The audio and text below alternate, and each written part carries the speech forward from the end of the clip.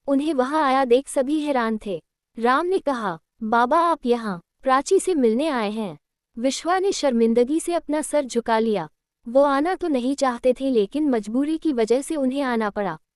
वही चित्रा भी हैरानी से विश्वा को देखे जा रही थी। चित्रा मन में, मैंने तो बाबा को मना कर दिया था न कि मैं अभी नहीं आना चाहती, तो फिर वो क्यों आए।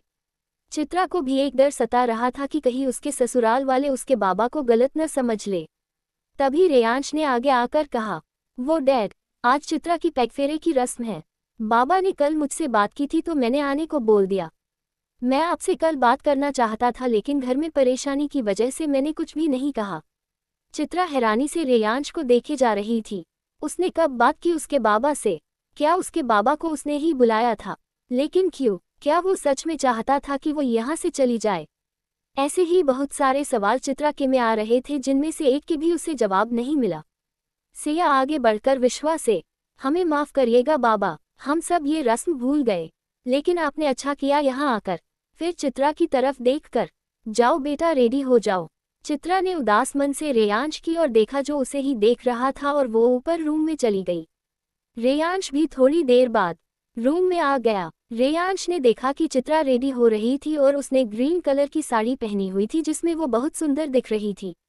रेयांश की नजरें उससे हट ही नहीं रही थी। चित्रा को देखकर जैसे वो एक मोह पास में बंध गया हो। वो उसी मोह पास में बंधे हुए चित्रा की तरफ बढ़ने लगा। इस बात से बेखबर चित्रा अपनी साड़ी सही करने में लगी हुई थी। अचानक ही रेयांश ने चित्रा को पीछे से अपनी बाहों से भर लिया। रेयांश की इस हरकत से चित्रा डर गई। डर की वजह से उसके हाथ से उसका पल्लू छूटकर गिर गया। अब वो रेयांश के सामने बिना पल्ले के खड़ी हुई थी। रेयांश की नजरें खुद ब खुद चित्रा के गोरे पेट और कमर पर चली गई। अपनी हालत को महसूस कर चित्रा झट से पलटकर रेयांश के सीने में छुप गई और कसकर अपनी आंखें बंद कर ली। डर और घबराहट की वजह से उसकी आंखों में आंसू आ गए थे। तभी रेयांश को समझ आया कि उसने क्या हरकत की है। रेयांश को अब खुद पर ही गुस्सा आ रहा था। उसने चित्रा को कसकर अपनी बाहों में भर लिया जिसे महसूस कर चित्रा की पकड़ रेयांश की शर्ट पर और कस गई। रेयांश ने धीरे से झुककर चित्रा का पल्लू उठाया और बहुत ही प्यार से चित्रा के कंधे पर डाल दिया। फिर खुद से अलग होकर उसे देखने लगा। चित्रा की आंखें अभी भी बंद थीं। उन बंद पलकों में अभी भी हल्के हल्के आंसू थे। रेयांश ने झुककर चित्रा के माथे को चूम लिया और फिर उसकी दोनों आंखों को चूम लिया। उसके बाद उसने अपना प्यार भरा स्पर्श चित्रा के दोनों गालों पर भी दिया। रेयांश की नज़र अब चित्रा के उन गुलाबी होठों पर टिकी हुई थी। उसने किसी तरह खुद को रोक लिया और चित्रा से बेहद इंटेंस आवाज में कहा, जाओ, जाकर रेडी हो जाओ, अगर कुछ देर और यहाँ रुकी तो मैं खुद को रोक नहीं पाऊंगा। रेयांश का इतना कहना था कि चित्रा झट से उससे अलग होकर वॉशरूम में भाग गई। रेयांश ने अपने बालों में हाथ फेरा और इधर उधर घूमने के बाद बालकनी में चला गया। वहां जाकर खुद को बेचैनी को कम करने की कोशिश करने लगा। चित्रा वॉशरूम में आईने के सामने खड़े होकर खुद को देख रही थी। इस वक्त उसका चेहरा बेहद लाल सेब के जैसे हो रखा था। अब उसके चेहरे पर न तो डर था और न ही कोई घबराहट। अब उसके चेहरे पर एक नूर था जो शायद किसी के प्यार करने से आता है। थोड़ी देर बाद चित्रा अच्छे से रेडी होकर आ गई। अभी भी उसके चेहरे की रंगत कम नहीं हुई थी बल्कि चेहरा और खिल रहा था। रेयांश चित्रा को लेकर नीचे आया। चित्रा ने सभी के पैर छुए। सिया ने चित्रा के गाल पर हाथ रख कर कहा, जल्दी आना, शाम को प्रिंस तुम्हें लेने आ जाएगा। चित्रा मुस्कुराकर, जी माँ। विश्वा ने सबसे आज्ञा ली जाने की। उसके बाद चित्रा और विश्वा वहां से निकल गए। चित्रा ने जाते हुए एक बार रेयांश को पलटकर देखा तो वो उसे ही देख रहा था। रेयांश को ऐसा महसूस हो रहा था कि कोई उससे बहुत जरूरी चीज दूर हो रही है। एक अजीब सी बेचैनी उसे हो रही थी, जबकि चित्रा तो अभी अभी ही वहां से गई थी। रेयांश ऑफिस के लिए निकल गया। वहां पर उसने काम करने की कोशिश की लेकिन उसका मन नहीं लग रहा था। उसे बार बार अपने दिल में घबराहट महसूस हो रही थी। वो अपने केबिन में इधर उधर चक्कर लगा रहा था, खुद के दिल पर हाथ फेर रहा था। अचानक उसका फोन बजा। उसने कॉल देखा और झट से उठा लिया। उधर से कुछ कहा गया। रेयांश तुरंत ही ऑफिस से निकल गया। एपिसोड 123। कॉलेज पहुंचते ही सौम्य अपनी कार एक साइड में रोकता है और सारा से कहता है, डॉल आप सभी यही उतर जाओ, मुझे कार पार्क करने के लिए थोड़ा अंदर जाना होगा। सारा, प्राची और निया के साथ वही उतर गई। सौम्य सारा से, आप लोग चलो मैं आता हूँ। फिर प्राची की तरफ देखकर, तुम्हें तो सब पता है ना, ले जाओ डॉल को। प्राची हमें सर हिलाकर सारा को ले जाने लगती है। सौम्य कार लेकर निकल चुका था। प्राची और निया पहले ही इस कॉलेज पढ़ती थी, जिस वजह से वो सब कुछ जानती थी। लेकिन सारा पहली बार किसी कॉलेज में पढ़ने आई थी, इसलिए वो कुछ ज़्यादा ही एक्साइटेड थी। सारा प्राची से, जल्दी चलो, मुझे पूरा कैंपस देखना है, मैंने कभी भी ये सब नहीं देखा। ये कहते हुए उसकी आंखों में एक अलग ही चमक थी। प्राची हाँ कहकर सारा को अंदर ले गई। इधर शान कॉलेज के बाहर अपनी कार से सारा को अंदर जाता हुआ देख रहा था। तभी उसके बगल में बैठा हुआ अजीत कहता है, यार मुझे एक बात समझ में नहीं आई कि जब तुझे सारा से कोई बात करनी ही नहीं थी तो तू क्यों यहाँ आया। शान सारा की तरफ देखते हुए, तू नहीं समझेगा, क्योंकि तूने कभी ये सब फील नहीं किया जो इस वक्त मुझे हो रहा है। शान की बात सुनकर अजीत का मुंह बन गया। तभी शान ने आगे कहा, मुझे इस तरह उसे देखना बहुत अच्छा लगता है, और जब वो मुझसे नजरें चुरा कर मुझे देखती है तो वो वक्त मेरे लिए कितना प्यार भरा होता है, तू क्या समझेगा। अजीत शान की बात सुनकर मजाक उड़ाते हुए, अच्छा तो तू कह रहा कि सारा को पता है कि तू यहाँ उसका वेट कर रहा है, तो क्या वो तुझसे मिलने आएगी। शान ने सारा की तरफ देखते ही हुए कहा, मैंने कब की कहा कि वो मुझसे मिलने आएगी। हाँ लेकिन उसे पता है कि मैं उसका यहाँ वेट कर रहा हूँ। ये कहकर शान ने अजीत की तरफ एक एटीट्यूड वाली मुस्कान के साथ देखा और उसे सारा की तरफ देखने को कहा। अजीत ने शान का मजाक उड़ाने वाली मुस्कान के साथ सारा की तरफ देखा तो उसका मुंह खुल गया, उसकी आंखें बड़ी बड़ी हो गई, क्योंकि सारा पीछे मुड़ मुड़ कर बार बार शान को ही देख रही थी और शान अजीत के एक्सप्रेशन देखकर बस मुस्कुरा रहा था।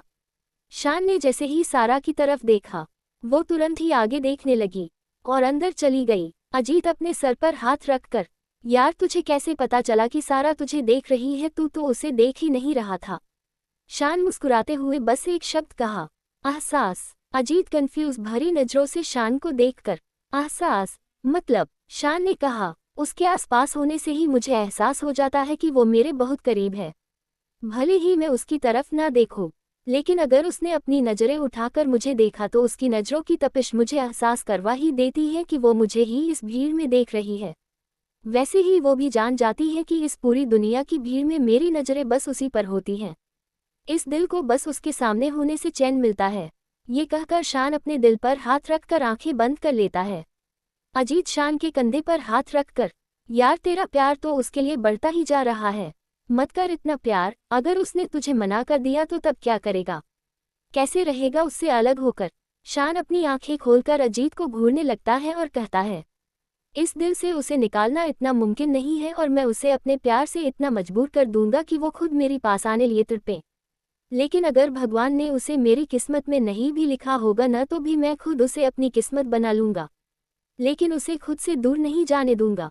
या तो वो मेरी होगी या फिर मैं उसके प्यार में फना हो जाऊंगा। शान की बात सुनकर अजीत अपना हाथ वापस ले लेता है और कुछ नहीं कहता है। वो जानता था कि शान को इस तरह की बातें बिल्कुल पसंद नहीं है, लेकिन वो भी क्या करता, वो शान को बहुत प्यार करता था, आखिर शान उसका बेस्ट फ्रेंड है। दोनों ने साथ में कितने सारे कांड किए और प्रॉब्लम में भी साथ में ही फंसे थे, एक दूसरे पर जान देने को हमेशा तैयार रहते थे। अजीत सारा की कंडीशन से वाकिफ था, इसलिए वो शान को सारा से इतना प्यार करने से रोकना चाहता था, लेकिन अब उसके बस में कुछ नहीं था। शान बहुत आगे निकल चुका था, अगर सारा उसे नहीं मिली तो शान की हालत क्या होगी। अजीत बस यही सोचकर घबरा रहा था। वो अपने दोस्त को बिल्कुल भी टूटने नहीं देना चाहता था, इसलिए अजीत ने खुद से कहा, आज मैं खुद से वादा करता हूँ कि अपनी पूरी ताकत लगा दूंगा, लेकिन शान की उसकी सारा से मिला कर रहूंगा। इधर चित्रा के घर पर विश्वा को घर पहुंचने तक दोपहर हो गई थी। जैसे ही चित्रा विश्वा के साथ अंदर गई, सामने का नजारा देख उसकी डर से हालत खराब हो गई। सामने अमान सिम्मी के सर पर गन रख कर खड़ा हुआ था, उसके पिता रज्जू वहां बैठे हुए थे। विश्वा तुरंत रज्जू के सामने झुककर, मालिक आप यहाँ। रज्जू विश्वा को घूरते हुए, हम कोई शौक नहीं है यहाँ आने का, वो तो तुमने हमें मजबूर किया कि जिससे हम यहाँ आ पाए। हमें लगा था कि तुम्हें थोड़ा मजबूर करेंगे तो तुम उन बड़े लोगों से हमारी बात करोगे, लेकिन तुम तो बहुत चालाक निकले। हमारा ही पत्ता साफ करके अपनी बेटी की शादी उन बड़े लोगों के घर कर दी। तुमने हमारी बेइज्जती करके अच्छा नहीं किया। ये कहकर रज्जू विश्वा को लात मारकर गिरा देता है। चित्रा भागकर विश्वा के पास जाती है और उसे उठाने लगती है। तभी अमान सिम्मी को छोड़कर चित्रा के बाल पकड़कर उसे खड़ा करता है और कहता है, तुझे जब पहली बार देखा था तभी दिल आ गया था तुझ पर, इसलिए शादी करना चाहता था, लेकिन बापू चाहते थे कि शादी के साथ साथ हमारा कुछ फायदा भी हो तुझसे। लेकिन तूने तो सीधा उन अमीरों के घर डाका डाल दिया। तुझे शर्म न आए उससे शादी करते हुए? जब जब कुछ मेरे साथ हुआ तो शादी और सुहागरात वो कैसे कर सकता है? बोल ना। इतना कहकर उसकी पकड़ चित्रा के बालों पर और कस जाती है। चित्रा की दर्द से आंखें नम हो जाती है। वो उसकी तरफ देखते हुए, हाँ हुआ था सब कुछ तेरे साथ, सारी रस्में भी हुई थी, लेकिन प्यार तो मैं उनसे करती थी ना, तो कैसे शादी न करती? वो तुझसे लाख गुना अच्छे हैं, तू तो उनकी पैरों की धूल के बराबर भी नहीं है। चित्रा की इस बात से अमान को बहुत गुस्सा आता है और वो चित्रा को थप्पड़ मार देता है। थप्पड़ बहुत तेज था, चित्रा का सर एक तरफ गिर जाता है। उसे चक्कर आने लगते हैं। उसके होठों से खून आ गया था। अमान चित्रा का सर ऊपर करके उसके जबड़े कसकर दबाते हुए, अच्छा मैं उसकी धूल की बराबर भी नहीं हूँ, तो अगर तू सोच मैं तुझे भी अपनी तरफ धूल में मिला दूँ, जिससे तू भी उसके लायक न बचे। ये कहते हुए अमान के चेहरे पर एक बेशर्मी भरी मुस्कान थी। तो वही चित्रा उसकी बात सुनकर घबरा गई। आखिर किस लड़की को अपनी अस्मिता प्यारी नहीं होगी? चित्रा गुस्से से अमान को देखकर, अपनी सोच पर लगाम लगाओ मिस्टर अमान रॉय। ये देख लो कि तुम किससे बात कर रहे हो। मैं रघुवंशी परिवार की बहू हूँ। तुमने अगर मेरे बारे में सोचा या फिर कुछ भी मेरे साथ करने की कोशिश की न, तो अंजाम बुरा होगा। अमान हंसते हुए, अच्छा अगर सच में वो तुझे अपनी बहू मानते तो क्या वो तुझे इस बुढ़े के साथ भेजते? खुद की कार से नहीं। देख मेरी बात मान, मेरी हो जा, सारी जिंदगी ऐस करेगी। इन अमीरों का कोई भरोसा नहीं है। कल को अगर उसने तुझे छोड़ दिया तो तब क्या करेगी? इससे अच्छा तू अभी मेरे पास आ जा। अमान की बात सुनकर चित्रा गुस्से से अमान को खींचकर थप्पड़ मार देती है। इस वक्त चित्रा गुस्से से कांप रही होती है। उसे जरा भी यकीन नहीं हो रहा था कि ये वही आदमी है जिससे चित्रा कभी शादी करने वाली थी। आज चित्रा खुद को बहुत किस्मत वाली समझ रही थी कि उसकी शादी इस अमान से नहीं हुई, वरना वो जीते जी मर जाती। थप्पड़ पड़ते ही अमान की आंखें गुस्से से लाल हो जाती हैं। वो अपनी गुस्से भरी नज़र चित्रा की ओर डालता है और तुरंत ही उसका गला पकड़कर दीवार से लगा देता है। चित्रा उसका हाथ हटाने की कोशिश कर रही थी, लेकिन सारी कोशिशें बेकार थी, क्योंकि चित्रा अमान के आगे बहुत कमजोर थी। अमान ने चित्रा का गला छोड़ उसे जमीन पर धक्का दे दिया और कहा, बहुत घमंड है उसकी बीवी बनने पर। देख आज कैसे मैं तेरा ये घमंड तोड़ता हूँ, फिर देखता हूँ तू कैसे उसके सामने जा पाती है। तुझे तिल तिल मरने पर मजबूर ना कर दिया तो मेरा नाम अमान रॉय नहीं। वही चित्रा की ये हालत देखकर विश्वा रज्जू रॉय के पैर पकड़कर कहता है, मालिक मेरी बेटी को बचा लो, उसकी कोई गलती नहीं है। रज्जू रॉय मुस्कुराकर हुक्का पीते हुए, गिड़गिड़ाओ और गिड़गिड़ाओ, यही तो मैं चाहता हूँ कि तुम मेरे सामने अपनी नाक तक रगड़ो अपनी बेटी को बचाने के लिए, लेकिन ये सब बेकार है, क्योंकि आज तेरी बेटी ने हम लोगों बेइज्जती की है, अब इसको सजा मिलकर रहेगी। इधर अमान चित्रा की तरफ बढ़ने लगता है। चित्रा जमीन पर बैठी हुई धीरे धीरे पीछे जाने लगती है। उसकी आंखों में डर साफ दिख रहा था। तभी अचानक वहां बहुत सारे गार्ड्स आ गए और सभी को घेर लिया, जिससे कोई अपनी जगह से न हिल सके। अमान और उसके पिता हैरानी से उन्हें देख रहे थे। तभी उन सारे गार्ड्स के बीच से चलता हुआ रेयांश सामने आकर खड़ा हो गया। अपनी सामने रेयांश को देखकर अमान और रज्जू की हालत खराब होने लगी। उन्हें उम्मीद नहीं थी कि रेयांश खुद यहाँ आ जाएगा। अपने सामने रेयांश को देखकर चित्रा की आंखों से रुके हुए आंसू बहने लगे। उसके चेहरे पर खुशी साफ देखी जा सकती थी। रेयांश एक एक करके सब तरफ अपनी नज़र डालता है। तभी उसकी नज़र चित्रा पर जाकर रुकी। वो उसे देखने लगा। बिखरे बाल, साड़ी पूरी इधर उधर हो गई थी। चेहरे पर उंगलियों के निशान, गले लग निशान, होठों के किनारे लगा खून, हाथों पर भी उंगलियों के निशान, पैरों में लगी चोट जो शायद गिरने की वजह से लगी थी। उसकी आंखों से लगातार बहते आंसू रेयांश के दिल को भी दर्द दे रहे थे। रेयांश उसकी हालत देखकर खुद से, क्या ये ऐसे आई थी घर से? नहीं, ऐसी तो नहीं थी। उसे इस लड़की की कितनी फिक्र हो रही थी, जिसकी वजह से उसका काम में बिल्कुल मन नहीं लग रहा था। अगर सिमी उसे कॉल नहीं करती तो क्या आज वो इसे बचा पाता? क्या इससे मुझे कॉल करते हुए नहीं बना? चित्रा की ऐसी हालत देखकर उसका दिमाग खराब होता जा रहा था। रेयांश गुस्से से अपने हाथों की मुट्ठियों को कस लेता है और लंबे लंबे कदम लेकर चित्रा के पास जाकर खड़ा हो जाता है।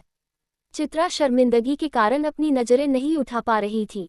रेयांश तुरंत ही झुककर उसे अपनी गोद में उठा लेता है और बाहर की तरफ जाते हुए अपने असिस्टेंट और बॉडीगार्ड से कहता है, जिसने भी मेरी वाइफ की ये हालत की है कि यहाँ से बचकर नहीं जाना चाहिए। फिर रुककर अमान की तरफ मुड़ता है और उसकी आंखों में अपनी आंखें डालकर कहता है, बहुत बड़ी गलती कर दी मेरी वाइफ को हाथ लगाकर। तूने अभी मुझे जाना नहीं है, लेकिन कोई बात नहीं, अब तुम मुझे बहुत अच्छे से जान जाओगे। इतना कहकर रेयांश चित्रा को गोद में लिए ही अपनी कार में आकर बैठ जाता है और ड्राइवर से कहता है, मेरे फ्लैट चलो। ड्राइवर सर हिलाकर कार बढ़ा दिया। चित्रा की बिल्कुल हिम्मत नहीं हो रही थी कुछ बोलने की। वो चुपचाप रेयांश की गोद में बैठी हुई बस सिसक रही थी। रेयांश ने उसे खुद के सीने से लगा लिया और उसके बालों को सहलाने लगा।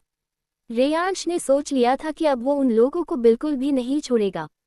विश्वा और सिम्मी को रेयांश के असिस्टेंट ने हॉस्पिटल भेज दिया और खुद अमान और उसके पिता के साथ उनके भाड़े में लाए हुए गुंडे को लेकर चले गए। अमान और उसके पिता जाने से मना कर रहे थे तो गार्ड्स ने अपनी गन उन पर तान दी, जिससे डरकर दोनों उनके साथ चले गए। एपिसोड 124। चित्रा रेयांश के गले लग सिसक रही थी, जो रेयांश के दिल को दर्द देने के लिए ही काफी था। रेयांश ने कसकर अपनी आंखें बंद कर ली और चित्रा पर भी अपनी पकड़ कस दी। उसका मन इस वक्त बस उस इंसान की जान लेने का कर रहा था, लेकिन उससे पहले उसे चित्रा को संभालना था। लगभग 1 घंटे के सफर के बाद कार एक वीआईपी सोसाइटी के अंदर एंटर की। ड्राइवर ने कार एक बिल्डिंग कार्यालय की इमारत के नीचे रोकी। ड्राइवर ने रेयांश से कहा, बॉस हम पहुंच गए। रेयांश, जो कि चित्रा को गले लगाए सीट पर सिर टिकाकर आंख बंद कर बैठा हुआ था, उसने धीरे से कहा, हम और फिर चित्रा को देखा जो रोते रोते ही सो गई थी। ड्राइवर ने जल्दी से कार से बाहर निकलकर रेयांश की तरफ का गेट ओपन किया। रेयांश चित्रा को गोद में लिए ही कार से बाहर निकल कर आता है। चित्रा को लिए ही बिल्डिंग के अंदर चला जाता है। रेयांश लिफ्ट से सबसे टॉप फ्लोर का बटन प्रेस करता है और सीधा लिफ्ट टॉप फ्लोर पर जाकर रुकती है। रेयांश लिफ्ट से बाहर आता है और अपने रूम में एंटर करने के लिए पासवर्ड डालता है, जिससे दरवाजा खुल जाता है। रेयांश चित्रा को लिए सीधे अपने के बेडरूम में जाता है और चित्रा को किंग साइज बेड पर लेटा देता है। रेयांश चित्रा को गौर से देखने लगा, फिर तुरंत ही बाथरूम में जाकर बाथटब में पानी गर्म करता है और खुद को देखता है। उसने अभी तक अपना बिजनेस सूट पहना हुआ था। रेयांश चेंज कर सिंपल लोअर टी शर्ट पहन लेता है, फिर चित्रा के पास जाकर उसे गोद में उठाकर बाथरूम में लाता है और चित्रा को बाथटब में लेटा देता है। पानी के अंदर जाते ही चित्रा की नींद खुल गई। उसने धीरे से अपनी आंखें खोली और खुद को पानी के अंदर देखकर वो हैरान रह गई। तभी उसे रेयांश की आवाज आई, रेयांश जल्दी से नहाकर बाहर हो जाओ, तुम्हारे कपड़े वार्डरोब में रखे हुए हैं, अगर तुमने लेट किया तो मैं खुद तुम्हें नहलाऊंगा। इतना कहकर रेयांश बाथरूम से बाहर आ जाता है और सीधे किचन में जाता है। रेयांश किचन में चारों तरफ देखता है, फिर फ्रिज ओपन कर देखता है तो उसे कुछ सब्जियां मिली। उन्हें निकालकर वो खाना बनाने लगा। इधर बाथरूम में चित्रा की आंखों से आंसू बहने लगे। इस वक्त वो अलग ही सोच रही थी। चित्रा मन में, क्या उन्हें मैं गंदी लगी? क्या उन्हें ये लगा कि अब मैं उनके लायक नहीं, इसलिए उन्होंने मुझे नहाने को कहा ताकि मैं अपने शरीर से उसकी छुबन को मिटा सकूं? ये सब सोच सोचकर चित्रा की आंखों से आंसू और तेज बहने लगे। उसे लग रहा था कि अब रेयांश उसे छोड़ देगा, लेकिन उसे नहीं पता था कि वो फालतू सब दिमाग में अपने सोचे जा रही। तभी उसे रेयांश की आवाज आई, जल्दी बाहर आओ, वरना अगर मैं अंदर आया तो तुम्हें अच्छे से नहलाऊंगा। 10 मिनट्स के अंदर बाहर निकलो। रेयांश की आवाज सुनकर चित्रा जल्दी से नहाने लग जाती है। उसने अपनी चोट का ध्यान ही नहीं दिया, जिससे उनसे फिर से खून निकलने लगा। उसे बस फिक्र इस बात की थी कि कहीं रेयांश अंदर न जाए। चित्रा 10 मिनट के अंदर ही नहाकर बाहर आई। जैसे ही वो बाहर आए, उसकी नज़र बेड पर बैठे हुए रेयांश पर गई, जो बिना भाव के उसे ही घूरे जा रहा था। चित्रा तुरंत ही शर्म से सर झुका लेती है, क्योंकि उसने बाथरोब पहना हुआ था। रेयांश ने उसे ऊपर से नीचे तक देखा, फिर खड़ा हुआ और खुद ही वार्डरोब में जाकर उसके लिए नाइट सूट निकाल कर लाता है, क्योंकि अब शाम होने वाली थी और वो जानता था कि चित्रा अपने लिए कोई भारी ही ड्रेस लेती पहनने के लिए, जैसे साड़ी या suit. Reyansh night suit Chitra की तरफ बढ़ाकर, जाओ और उसे पहन कर आओ। चित्रा बाथरूम में जाने लगती है तो वो उसे रोककर, वहाँ नहीं, वार्डरोब में जाओ। चित्रा सर हिलाकर वार्डरोब के अंदर जाती है और वो हैरान हो जाती है। वो अपनी बड़ी बड़ी आंखों से चारों तरफ देखने लगी। चित्रा खुद से, ये तो पूरा एक रूम जैसा है, कोई कह सकता है कि ये कपड़ों की अलमारी है। सच में रेयांश का वार्डरोब बहुत बड़ा था। उसे रेयांश ने इंडिया आने से पहले ही रेडी करवा दिया था। वो यहाँ बहुत कम ही आया था। कल ही उसने अपने असिस्टेंट से कहकर चित्रा के लिए भी सारी जरूरत का सामान रखवा दिया था, क्योंकि उसे लगा था कि शायद चित्रा भी कभी वहाँ आए। चित्रा ने ध्यान से देखने लगी। एक तरफ रेयांश की जरूरत का सामान रखा हुआ था और दूसरी तरफ चित्रा की सारी जरूरतों का सामान रखा था। बीच में एक बड़ा सा मिरर लगा हुआ था, वहां पर मेकअप से रिलेटेड सारी चीजें रखी हुई थी। बैठने के लिए एक सोफा और एक चेयर भी वहां थी। चित्रा जल्दी से कपड़े पहनकर बाहर आई। उसने देखा कि रूम में कोई भी नहीं है तो वो रेयांश को देखने बाहर की तरफ जाने लगी। तभी रेयांश अपने हाथों में खाने की ट्रे लेकर अंदर आया। रेयांश ने ट्रे टेबल पर रखी और चित्रा को देखा, जो अपने हाथों के नाइट सूट के टॉप का कोना पकड़कर उसे मरोड़ रही थी। उसके चेहरे से साफ पता चल रहा था कि वो कुछ कहना चाहती है। रेयांश चित्रा को कुछ देर घूरने लगा, फिर कहा, बोलो क्या कहना है। चित्रा सर झुकाए हुए, वो क्या आप मुझे। रेयांश तुरंत ही चित्रा की बात समझ गया कि वो क्या कहना चाहती है। रेयांश ने चित्रा का हाथ पकड़कर उसे सोफे पर बैठाया और खुद कुछ ढूंढने लगा। चित्रा रेयांश से, आप कुछ ढूंढ रहे हैं। रेयांश थोड़ा गुस्से से, हाँ, क्यों, तुम्हें पता है क्या मैं क्या ढूंढ रहा हूँ। चित्रा जल्दी से ना में सर हिला देती है। रेयांश गुस्से से, तो अब एक शब्द भी मत बोलना समझी, वरना मुझसे बुरा कोई नहीं होगा। रेयांश की बात सुनकर चित्रा चुपचाप बैठ जाती है। थोड़ी देर ढूंढने के बाद रेयांश को फर्स्ट एड बॉक्स मिल जाता है। वो उसे लेकर चित्रा के पास जाता है और उसमें से ऑइंटमेंट निकालकर चित्रा के गाल पर धीरे धीरे से लगाने लगता है। चित्रा को थोड़ी जलन होती है तो वो कसकर रेयांश का दूसरा हाथ पकड़ लेती है। रेयांश उसकी पकड़ जब अपने हाथ पर महसूस करता है तो चित्रा की तरफ देखता है, जिसने कसकर अपनी आंखें बंद रखी थी और उसकी आंखों से आंसू गिरने को तैयार थे। रेयांश फिर थोड़ा झुककर चित्रा के गाल पर फूंक मारने लगा, जिससे चित्रा को अब राहत मिल रही थी। लेकिन रेयांश की इतनी करीबी से उसके दिल की धड़कन तेज हो गई थी। रेयांश ने धीरे धीरे फूंक कर चित्रा के गाल पर ऑइंटमेंट लगा दिया। अब गले की बारी थी। रेयांश थोड़ा नीचे झुका और अब गले में भी फूंक मारकर ऑइंटमेंट लगाने लगा। चित्रा को अजीब सा फील हो रहा था जब रेयांश की सांसें वो अपने गले पर महसूस करती है। रेयांश भी चित्रा की खुशबू से खुद को मदहोश होने से खुद को रोक रहा था। आज पहली बार दोनों इतने करीब थे। रेयांश ने चित्रा के हाथों और पैरों में भी ऑइंटमेंट लगाया, फिर उसके सर पर बैंडेज लगा दिया और पैरों में भी पट्टी कर दी। रेयांश ने चित्रा के बाल सुझाने चाहे तो चित्रा ने उसे रोक दिया। चित्रा नजरें झुकाकर, आप रहने दे, मैं कर लूंगी। रेयांश ने चित्रा को इग्नोर कर दिया और खुद ही कॉम्ब से उसके बाल सुझाने लगा। जैसे ही रेयांश ने कॉम्ब को चित्रा के बालों में लगाया, चित्रा की चीख निकल गई। रेयांश ने झट से उसे चित्रा के बालों से बाहर निकाला। रेयांश ने चित्रा का चेहरा देखा जिस पर आंसू बह रहे थे। रेयांश को अब बहुत गुस्सा आ रहा था। उसने उस कॉम्ब को साइड पर रखा और हाथों से धीरे धीरे चित्रा के बालों को सुलझाया, जिससे चित्रा को दर्द कम हुआ। रेयांश ने फिर सूप का बाउल उठाया और एक चम्मच लेकर चित्रा की तरफ बढ़ाया। चित्रा ने नाम आंखों से उसे देखा और पूछा, आप कुछ कहेंगे नहीं। रेयांश चित्रा को उस चम्मच से सूप पिलाकर कहता है, मेरे कहने से क्या फर्क पड़ता है, तुमने वैसे भी सब अपने हिसाब से सोच लिया है ना। तुम्हें लगता है कि जो उसने तुम्हारे साथ किया है तो मैं तुझे एक्सेप्ट नहीं करूंगा, तुम्हें छोड़ दूंगा। रेयांश की बात सुनकर चित्रा अपना सर झुका लेती है। रेयांश गुस्से से, तुम ना लगते हो कि यही प्रॉब्लम है, गलत न होते हुए भी खुद को गलत समझ लेती हो, सिर्फ दूसरों की नजरिए से खुद को देखती हो। तुम्हें क्या लगता है कि अगर मैं कहूं कि तुम गलत हो तो तुम चुपचाप मेरी बात मान लोगी, मुझसे इस बात के लिए झगड़ा नहीं करोगी। रेयांश की बात सुनकर चित्रा ने अपना सर झुका लिया। सही तो कहा था उसने, अगर आज रेयांश उसे गलत साबित करता है तो वो भी खुद को गलत ही समझेगी। रेयांश ने वापस से सूप पिलाते हुए कहा, एक बात याद रखना चित्रा, जब तक तुम्हारी गलती न हो तब तक तुम खुद को गलत नहीं कह सकती। ये दुनिया कुछ भी कहे, चाहे मैं ही क्यों ना हूं, अगर तुम गलत नहीं हो तो किसी के सामने नहीं झुकोगी, समझी। चित्रा ने आंसू भरी आंखों से उसे देखा। आज उसे अपने प्यार पर बहुत फक्र हो रहा था। बचपन से लेकर आज तक सब उसे ही गलत कहते हुए आए थे, यहाँ तक कि उसकी खुद को दादी भी। लेकिन आज उसके पति ने उसे देखने का एक अलग नजरिया दिखाया। चित्रा ने कांपती हुई आवाज में पूछा, आप मुझ पर भरोसा करते हैं। रेयांश ने उसे एक गहरी नजर से देखा और फिर कहा, अगर भरोसा नहीं होता तो तुम यहाँ नहीं होती। एक बात याद रखना, पहले खुद पर विश्वास करना सीखो, फिर दूसरों से उम्मीद करना। अब इसके बाद चित्रा ने कुछ नहीं कहा, क्योंकि उसकी गलतफहमी अब दूर हो चुकी थी। वो समझ चुकी थी कि रेयांश उसके साथ है। रेयांश ने उसे पूरा सूप पिलाया, फिर उसे दलिया देते हुए कहा, ये लो खाओ। चित्रा हैरानी से, ये सब आप कहाँ से लाए। रेयांश उसे घूर कर, लाया नहीं हूँ, खुद बनाकर लाया हूँ। चित्रा चौंक कर अपनी आंखें बड़ी बड़ी कर रेयांश को देखकर, आपने बनाया? चित्रा उसकी बात को इग्नोर कर उसे दलिया खिलाते हुए, इसमें इतना चौंकने की क्या बात है?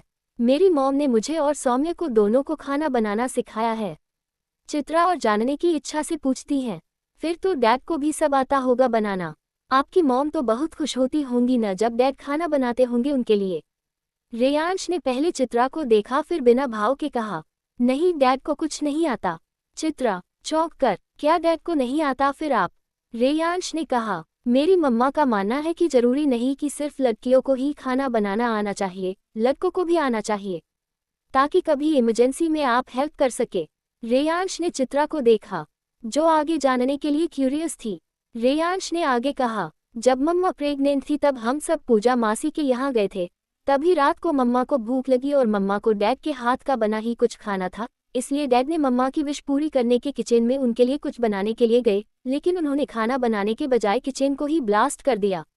रेयांश की आखिरी लाइन सुनकर चित्रा को हंसी आ गई और वो जोर जोर से हंसने लगी। अचानक ही उसकी नज़र रेयांश पर पड़ी जो उसे ही घूर रहा था।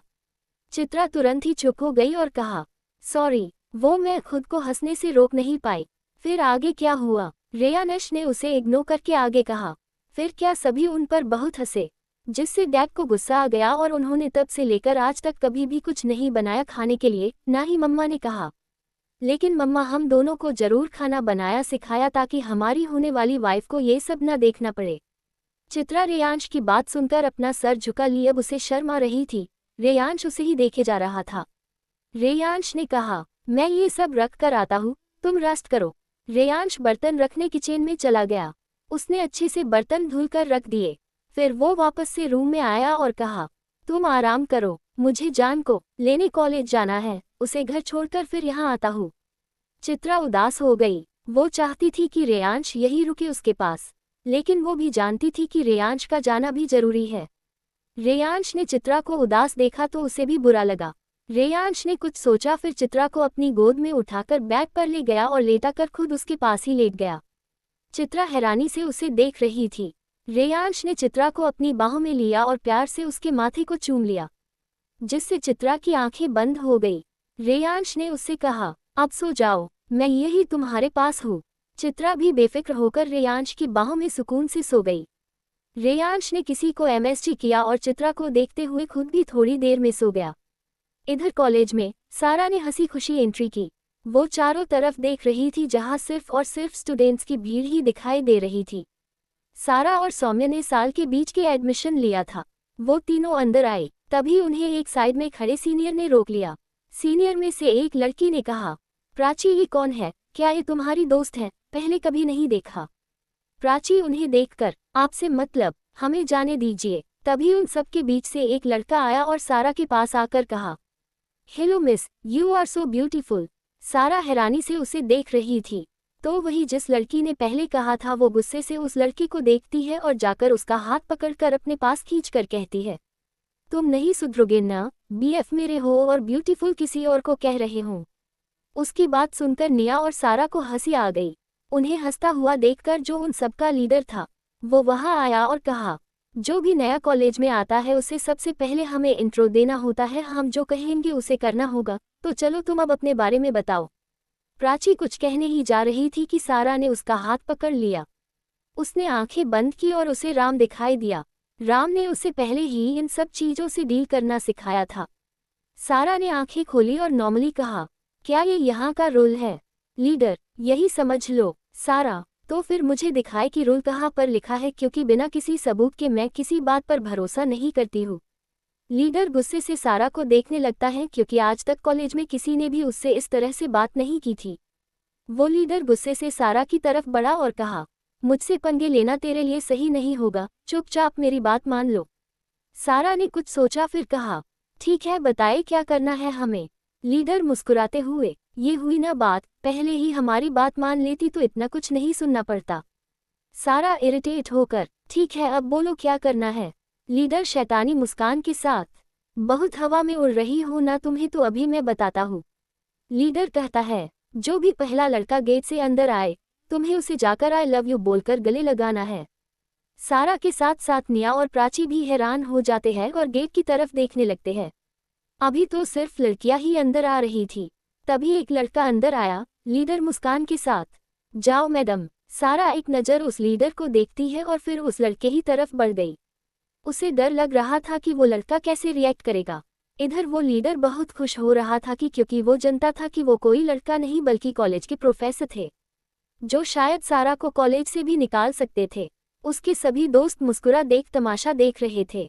निया और प्राची भी जान गई थी कि वो कॉलेज के प्रोफेसर थे, अब उन्हें सारा की फिक्र हो रही थी। अचानक वो प्रोफेसर तुरंत ही बाहर निकल गए। सारा हैरानी से पीछे मुड़कर देखने लगी। वो सीनियर भी हैरान थे कि क्या हुआ। थोड़ी देर बाद एक लड़का कॉलेज के अंदर आया। वो देखने में इतना स्मार्ट था कि सभी की नज़रें उस पर ही थी। अब उस लीडर ने सारा को इशारा किया उसके पास जाने को। सारा ने सामने देखा तो उसकी आंखों में एक चमक दिखाई दे रही थी।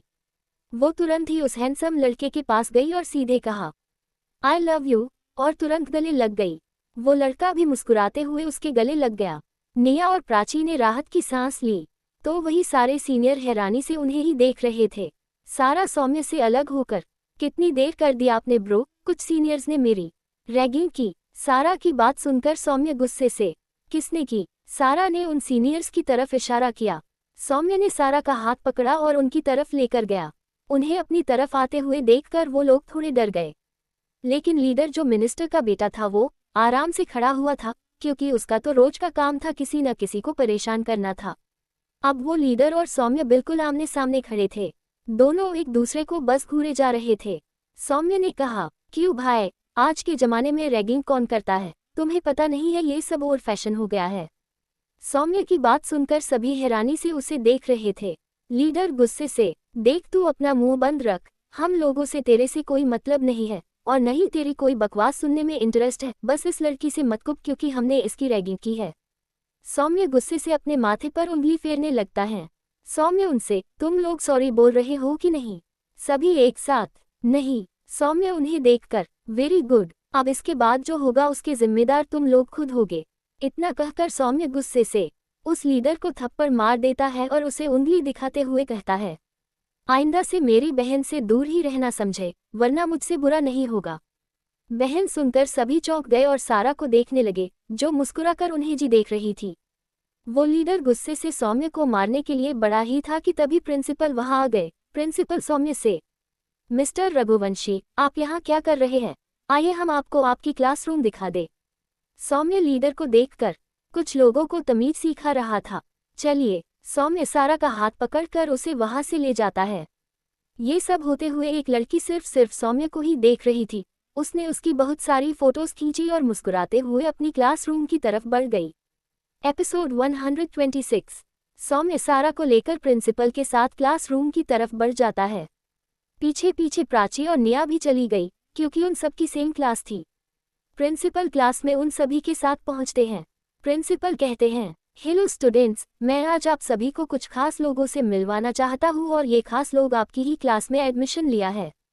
प्रिंसिपल सौम्य और सारा की तरफ इशारा करके कहते हैं, ये है सौम्य रघुवंशी और सारा रघुवंशी। इन्होंने लंदन से पढ़ाई की है, लेकिन किसी वजह से इन्हें अपनी पढ़ाई बीच में ही छोड़कर इंडिया आना पड़ा।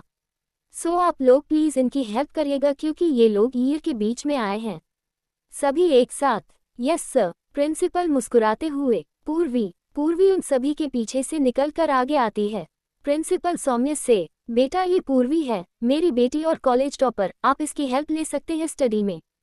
सौम्य एक नज़र पूर्वी को देखता है, फिर अपनी नज़रें हटाकर, जी। प्रिंसिपल वहां से चले जाते हैं। निया भी अपने फर्स्ट ईयर की क्लास में चली जाती है। सौम्य सारा का हाथ पकड़कर खाली सीट पर बैठ जाता है। प्राची पूर्वी से, चलो हम भी बैठ जाते हैं। पूर्वी हमें सर हिलाकर सौम्य और सारा के पीछे बैठ जाती हैं। उसकी नज़रें सिर्फ और सिर्फ सौम्य पर ही थी, लेकिन सौम्य का सारा ध्यान सारा पर ही था। धीरे धीरे देखते ही देखते उनकी सारी क्लास हो जाती है। अब घर जाने का वक्त हो गया था। तभी सौम्य के फ़ोन पर मैसेज आया। सौम्य ने देखा तो रेयांश का था। रेयांश, सॉरी सौम्य, अचानक अर्जेंट काम की वजह से मैं तुम्हें लेने नहीं आ पाऊंगा। तुम प्लीज़ जान को अच्छे से संभाल कर घर ले जाना और मेरी तरफ से सॉरी बोल देना। सौम्य, ओ ब्रो, लिखकर मैसेज सेंड कर देता है। सभी एक साथ बाहर निकल आते हैं। आज पूरे दिन में सारा की पूर्वी से अच्छी दोस्ती हो गई थी तो वही सौम्य का भी एक फ्रेंड बन गया था। सभी एक दूसरे को बाय कहकर जाने लगे। पूर्वी ने भी सारा और प्राची को बाय कहा। उसने सौम्य की तरफ देखकर उससे भी बाय कहा, लेकिन सौम्य ने उसे इग्नोर कर दिया। बेचारी पूर्वी का चेहरा ही उतर गया।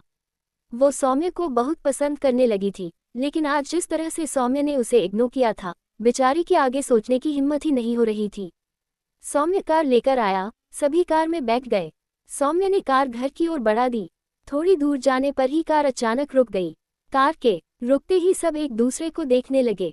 सौम्य उतरकर कार को देखता है तो एक पीछे का और एक आगे का टायर पंचर था। सौम्य को बहुत गुस्सा आता है।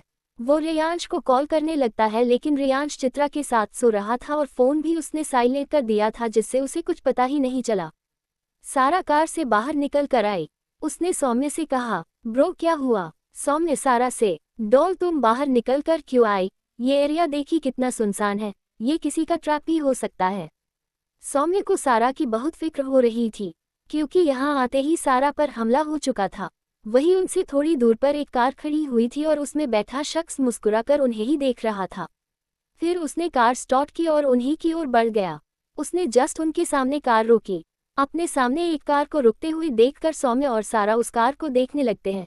तभी उस कार की ड्राइवर सीट की तरफ का शीशा नीचे होता है और उसमें बैठे हुए इंसान को देख दोनों ही हैरान था। वही कार में बैठा शख्स बस मुस्कुरा रहा था। उसने कहा, सौम्य क्या हुआ? सौम्य उसे इग्नोर करके, शान तुम यहाँ? शान मुस्कुराकर, हाँ घर जा रहा था। तुम लोगों ऐसे बीच में क्यों खड़े हो? देखो ये रास्ता कितना सुनसान है, यहाँ कुछ भी हो सकता है। तुम सबका ऐसे अकेले यहाँ रुकना सही नहीं है। सौम्य को भी शान की बात ठीक लगी, और रेयांश भी उसका कॉल नहीं उठा रहा था। शान ने कहा, मैं कुछ हेल्प करूँ? सौम्य ने एक नज़र सारा को देखा। उसके लिए सारा की साफ्टे पहले थी। फिर उसने शान से कहा, हाँ वो मेरी कार खराब हो गई है, क्या तुम सारा और प्राची निया को भी घर ले जा सकते हो? मैं बाद में आ जाऊंगा। शान अपनी खुशी छुपाते हुए आराम से कहता है, हाँ क्यों नहीं। सौम्य सारा से, जाओ डॉल अपना बैग ले लो और उन दोनों को बता दो। सारा एक नज़र शान को देखती जो उसे देख आंख मार देता है। सारा को कुछ कुछ तो समझ आ रहा था, लेकिन शायद वो समझना ही नहीं चाहती थी, इसलिए उसने इस बात को इग्नोर कर दिया। सारा ने प्राची और निया को बता दिया। तीनों जाकर शान की कार में बैठ गई। सारा आगे शान के साथ बैठी हुई थी और प्राची, निया पीछे। शान ने सौम्य से कहा, अगर कार ठीक ना हो तो किसी से लिफ्ट ले लेना, क्योंकि यहाँ कोई ऑटो और टैक्सी नहीं मिलेगा। सौम्य ने सर हिला देती और सारा के माथे को चूम लिया और शान से, आराम से जाना। शान मुस्कुराकर सर हिला देता है और कार स्टार्ट करके चला जाता है। उनके जाते ही सौम्य फिर अपनी कार के पास आता है और उसे ठीक करने की कोशिश करता, लेकिन कार ठीक नहीं होती क्योंकि उसके पास बस एक ही टायर था। तभी वहां एक कार आकर रुकी। उस कार से एक लड़की बाहर निकल कर आए और सौम्य से कहा, मे आई हेल्प यू? सौम्य ने उसे देखा तो वो हैरान हो गया। तुम? पूर्वी मुस्कुराकर, जी मैं। पूर्वी, क्या मैं आपकी हेल्प कर सकती हूँ? सौम्य एटीट्यूड से, नहीं मैं अपनी हेल्प खुद कर सकता हूँ। उसकी बात सुनकर पूर्वी का चेहरा उतर जाता है। वो आखिरी कोशिश करते हुए कहती है, आपको यहाँ पर कुछ भी नहीं मिलेगा, इसलिए आप मेरे साथ चलिए, वरना आपको देर हो जाएगी। सौम्य ने कुछ देर सोचा फिर कहा, ठीक है, लेकिन कार में ड्राइव करूंगा क्योंकि मुझे किसी की हेल्प लेना पसंद नहीं। पूर्वी के मुरझाए चेहरे पर मुस्कान आ गई और उसने हाँ में सर हिला दिया। सौम्य ड्राइवर सीट पर बैठ गया और पूर्वी उसके साथ वाली सीट पर। सौम्य ने कार स्टार्ट की और आगे बढ़ गया। पूरे रास्ते उसने एक बार भी पूर्वी की तरफ नहीं देखा, लेकिन पूर्वी बार बार नजरें चुराते हुए सौम्य को ही देख रही थी। इस पूरे रास्ते दोनों के बीच बिल्कुल बात नहीं हुई। पूर्वी बात करना तो चाहती थी, लेकिन उसकी हिम्मत नहीं हो रही थी, क्योंकि सौम्य ने अपना चेहरा बहुत सख्त कर रखा था और सौम्य को पूर्वी से बात करने में कोई इंटरेस्ट नहीं था। इधर शान की कार में सारा जानबूझकर बाहर देख रही थी, क्योंकि उसे अपने ऊपर बार बार शान की नज़रें महसूस हो रही थी, जो उसके दिल की धड़कन तेज करने के लिए काफ़ी थी। शान ने जब देखा कि सारा उसकी तरफ नहीं देख रही है तो उसका मुंह बन गया। उसने पीछे देखा तो निया और प्राची आंख बंद कर सीट पर पीछे टिकी हुई थी। शान ने आगे देखा, फिर सारा के राइट हाथ को कसकर पकड़ लिया। शान के हाथ पकड़ते ही सारा तुरंत ही पलटकर शान की तरफ देखने लगी। शान मुस्कुराते हुए सामने देख रहा था। सारा ने जल्दी से पीछे देखा तो निया और प्राची आंख बंद कर बैठी हुई थी। सारा ने चैन की सांस ली और शान के हाथ से अपना हाथ छुड़ाने की कोशिश करने लगी, लेकिन वो निकाल नहीं पा रही थी क्योंकि शान ने बहुत मजबूती से सारा का हाथ पकड़ा हुआ था। शान सारा का हाथ गियर पर रख दिया और उसके ऊपर अपना हाथ।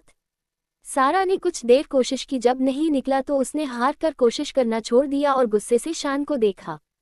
फिर बाहर देखने लगी। कुछ समय के बाद कार आर मेंशन के गेट से अंदर हुई और रुकी। कार रुकते ही प्राची और निया उठ गई। दोनों ही उतरकर अंदर चली गई।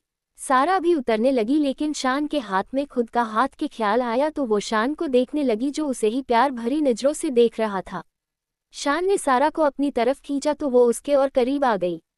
सारा का हाथ शान के सीने पर आ गया, जिससे उसकी नजरें झुक गई और चेहरे पर कुछ लिटें आ गई। शान ने सारा के चेहरे पर आ रही लिटों को उसके कान के पीछे करते हुए कहा, आज तुम मुझसे बिना मिले ही चली गई बेबी गर्ल, मुझे बिल्कुल अच्छा नहीं लगा। शान के कहते ही सारा ने अपनी नजरें उठाकर उसकी तरफ देखा तो वो अपनी आंखों में दुनिया जहां का प्यार लिए उसे देख रहा था। शान ने फिर कहा, आगे से ऐसा कुछ मत करना। तुम कहीं भी जाओ, बस मुझे पता होना चाहिए कि तुम कहाँ हो, वरना मुझसे बुरा कोई नहीं होगा। शान की बातें सुनकर सारा के दिल की धड़कन तेज हो रही थी। शान ने झुककर सारा के माथे को चूम लिया, जिससे सारा की पकड़ शान की शर्ट पर कस गई और आंखें खुद ब खुद बंद हो गई, जिसे शान ने भी महसूस किया। शान की नज़र सारा के कांपते होठों पर पड़ी। शान को अपने अंदर एक अजीब की गर्माहट का एहसास हो रहा था। वो समझ रहा था कि अगर सारा और कुछ देर उसके साथ रही तो वो खुद को रोक नहीं पाएगा। शान ने आगे कहा, मैं चाहूँ तो आज ही तुम्हारे इन लबों पर अपने लबों का एहसास करा दो, लेकिन मैं चाहता हूँ कि पहले तुम मुझसे अपने प्यार का इजहार करो, जो तुम करना नहीं चाहती हो और मुझसे अब इंतजार नहीं होता है। देखो लो, तुम्हारे इश्क ने मुझे क्या से क्या बना दिया। तुम्हारे न देखूं तो मेरे दिल में बेचैनी होने लगती है। तुम्हें बिना देखे मेरा एक दिन नहीं गुजरता, न ही काम में मन लगता है। अब मैं कुछ नहीं जानता, तुम्हें मेरी बेचैनी को कम करना ही होगा। सारा को समझ नहीं आ रहा था कि उसे इस वक्त क्या करना चाहिए। उसने बहुत धीरे से और कांपते हुए होठों से कहा, मैं जाओ। सारा की बात सुनकर शान उसे घूर कर देखने लगा, फिर हल्का सा झुककर उसके कान के पास जाकर बहुत धीरे से कहा, मुझे अच्छा नहीं लगता है तुम्हारा इस तरह से मुझे दूर जाना। फिर उसने धीरे से सारा एयरलोक को चूम लिया और थोड़ा सा काट भी लिया, जिससे सारा सिसक उठी। लेकिन शान ने फिर कहा, मुझे कुछ नहीं पता, बस मुझे तुम्हारे साथ रहना है। अब शान की बातें सारा को बेचैन कर रही थी। शान ने नोटिस किया कि आज उसने इतना सब कहा और उसे किस भी किया, लेकिन सारा आज कांपी नहीं। ये जानकर उसे बहुत खुशी हुई। फिर उसने सारा के माथे पर वापस से चूम लिया और उसे छोड़ दिया। सारा तुरंत ही कार से बाहर निकलकर अंदर चली गई। घर के अंदर आते ही उसने किसी की तरफ भी नहीं देखा, सीधे अपने रूम में भाग गई। शान सारा को इस तरह भागते हुए देखकर हंसने लगा, फिर वो भी कार साइड में लगाकर अंदर आया। अंदर आकर उसने देखा कि तो उसे सारा कहीं नहीं दिखी। तभी उसे सिया की आवाज आई, सिया, पूजा दी, आओ जरा ये संभाल लो, मैं गुड़िया को देख कर आती हूँ। पता नहीं क्यों सीधे कमरे में चली गई। सिया की बात सुनकर शान समझ गया कि सारा क्यों चली गई, फिर वो भी मुस्कुराते हुए अपने रूम में चला गया। इधर सारा अपने कमरे में आए और जल्दी से दरवाजा बंद कर उससे पीठ टिका कर खड़ी हो गई और अपनी बढ़ी हुई सांसों को काबू करने लगी। इस वक्त उसका दिल बहुत तेज धड़क रहा था। सारा ने अपने दिल पर हाथ रखकर उसे शांत करने की कोशिश की, लेकिन शायद आज सारा का दिल उससे बगावत करना चाहता था, जो न चाहते हुए भी शांत नहीं हो रहा था। सारा धीरे धीरे शीशे के सामने जाकर खड़ी हो गई। उसने देखा कि उसका चेहरा कश्मीरी सेब की तरह लाल हो गया है। सारा ने अपने माथे पर हाथ रखा तो उसे शान का एहसास हुआ। उसके चेहरे पर मुस्कान आ गई। तभी उसे अपने पीछे शान का एहसास हुआ। सारा ने शीशे से पीछे देखा तो शान मुस्कुराते हुए उसे ही देख रहा था। शान, मुझे याद कर रही थी। शान के सवाल पर सारा से कुछ कहते नहीं बना। उसने अपना सर झुका लिया। तभी सारा को अपने गले पर शान की सांसें महसूस हुई और एक प्यारा भरा स्पर्श। सारा ने झट से अपना सर ऊपर करके शान को देखा, लेकिन सारा हैरान हो गई। वहां कोई भी नहीं था। सारा ने चारों ओर नजरें घुमाई, लेकिन पूरे कमरे में कोई भी नहीं था। सारा ने दरवाजे की तरफ देखा तो दरवाजा वैसे ही बंद था जैसे उसने बंद किया था। सारा खुद से, तो इसका मतलब मैंने जो देखा वो सपना था। ये मुझे क्या हो रहा है, मुझे शान ही क्यों दिखाई दिए? और इस तरह से उनके बारे में सोचना सारा को अब शर्माने लगी। वो ऐसे कैसे ये सब सोच सकती थी? तभी दरवाजे पर दस्तक हुई। सिया दरवाजा खटखटाते हुए, गुड़िया, क्या हुआ? बच्चे गेट खोलो। सारा ने एक नज़र खुद को देखा तो अभी भी लाल चेहरे के साथ खड़ी हुई थी। सारा इस हाल में सिया का सामना नहीं करना चाहती थी, इसलिए उसने झूठ बोल दिया, मम्मा मैं नहा रही हूँ। सिया, ठीक है, लेकिन ज़्यादा मत नहाना, मैं तुम्हारे लिए कुछ खाने को लाती हूँ। सारा, ओह मम्मा। सिया चली गई। सारा खुद से, आज मैंने पहली बार मम्मा से झूठ बोला और वो भी तुम्हारी वजह से शान, अब मैं तुमसे बात नहीं करूँगी। सारा मुंह फुलाकर बाथरूम में नहाने चली गई। घर के बाहर सौम्य ने कार रोकी और उतर गया। पूर्वी भी तुरंत उतार गई। सौम्य ने पूर्वी को थैंक्स कहा और बिना उसकी ओर देखे अंदर चला गया। पूर्वी उदास मन से कार लेकर चली गई। सौम्य जैसे ही अंदर आया, उसने सिया से पूछा, मम्मा भाई आए? सिया जो सारा के लिए नाश्ता लेकर जा रही थी उसने कहा, नहीं अभी नहीं। सौम्य, ठीक है फिर मैं भाई के ऑफिस जा रहा हूँ। तभी बाहर से अंदर आते हुए राम ने उसे रोका, रुको सौम्य। सौम्य और सिया राम की तरफ देखने लगा। राम ने कहा, चित्रा की तबीयत ठीक नहीं है तो प्रिंस उसे लेकर अपने फ्लैट चला गया। वो दोनों वही है और आज वही रुकेंगे। सिया परेशान होकर, अरे तो आप उसे चित्रा को यहाँ लाने के लिए कहते, वो अकेले जैसे ख्याल रखेगा। राम ने कहा, जान आप बिना मतलब ही परेशान हो रही है। दोनों पति पत्नी है और मुझे नहीं लगता कि प्रिंस ने कुछ गलत किया, आप कुछ ज्यादा ही सोच रही है। उन्हें थोड़ा वक्त साथ में बिताने दे। राम इतना कहकर अपने कमरे में चला गया। सिया भी उदास मन से सारा के कमरे की तरफ बढ़ गई। सौम्य भी अपने रूम में चला गया। इधर रेयांश की नींद खुली। उसने समय देखा तो शाम के 6 बज रहे थे। उसने अपनी बाहों में सोई हुई चित्रा को देखा जो आराम से सो रही थी। उसने धीरे से चित्रा को खुद से अलग किया और बाथरूम में फ्रेश होने चला गया। थोड़ी देर में वो बाहर आया और वही लैपटॉप में अपना काम करने लगा। मेंशन में सिया सारा के रूम में गई। उसने देखा कि सारा अपनी कॉलेज बुक्स लेकर बैठी हुई थी। उसे देख सिया को थोड़ा सुकून मिला। सिया सारा के पास गई और बोली, कैसा रहा आज का दिन मेरी गुड़िया का? सारा मुस्कुराते हुए, बहुत अच्छा मम्मा। तभी राम आया, आचा आज का दिन इतना अच्छा था कि आपको आज अपने डैडू की याद नहीं आई। सारा तुरंत ही राम के गले लग गई और कहा, मैंने आपको बहुत मिस किया। फिर सारा ने उन्हें सब कुछ बताया और कॉलेज में हुआ था। राम और सिया मुस्कुराने लगे। राम ने कहा, तुम्हें किसी से डरने की जरूरत नहीं है, तुम मेरी बेटी हो। समझ आया प्रिंसेस? सारा ने मुस्कुराकर हाँ में सर हिलाया। सिया ने सारा को नाश्ता कराया, फिर दोनों चले गए। सारा कुछ देर पढ़ती रही। इधर शान अपने कमरे में लेटा हुआ आज कार में जो भी कुछ हुआ वही सोच रहा था और मुस्कुरा रहा था। उसने ध्यान ही नहीं दिया कि कब अजीत उसके बगल में आकर लेट गया और उसे घूरने लगा। जब शान को लगा कि कोई उसके पास है तो उसने पीछे मुड़कर देखा और अचानक ही चीख पड़ा। उसकी चीख सुनकर अजीत भी चीख पड़ा।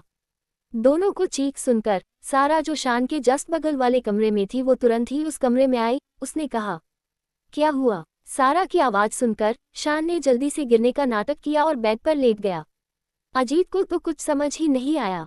सारा परेशान होकर शान के पास आए और उससे पूछा, आपको क्या हुआ? शान रोनी सूरत बनाकर अजीत की तरफ उंगली करके, इसने मुझे धक्का दिया और मेरा हाथ मोड़ दिया, देखो कितना लाल हो गया और दर्द भी हो रहा है।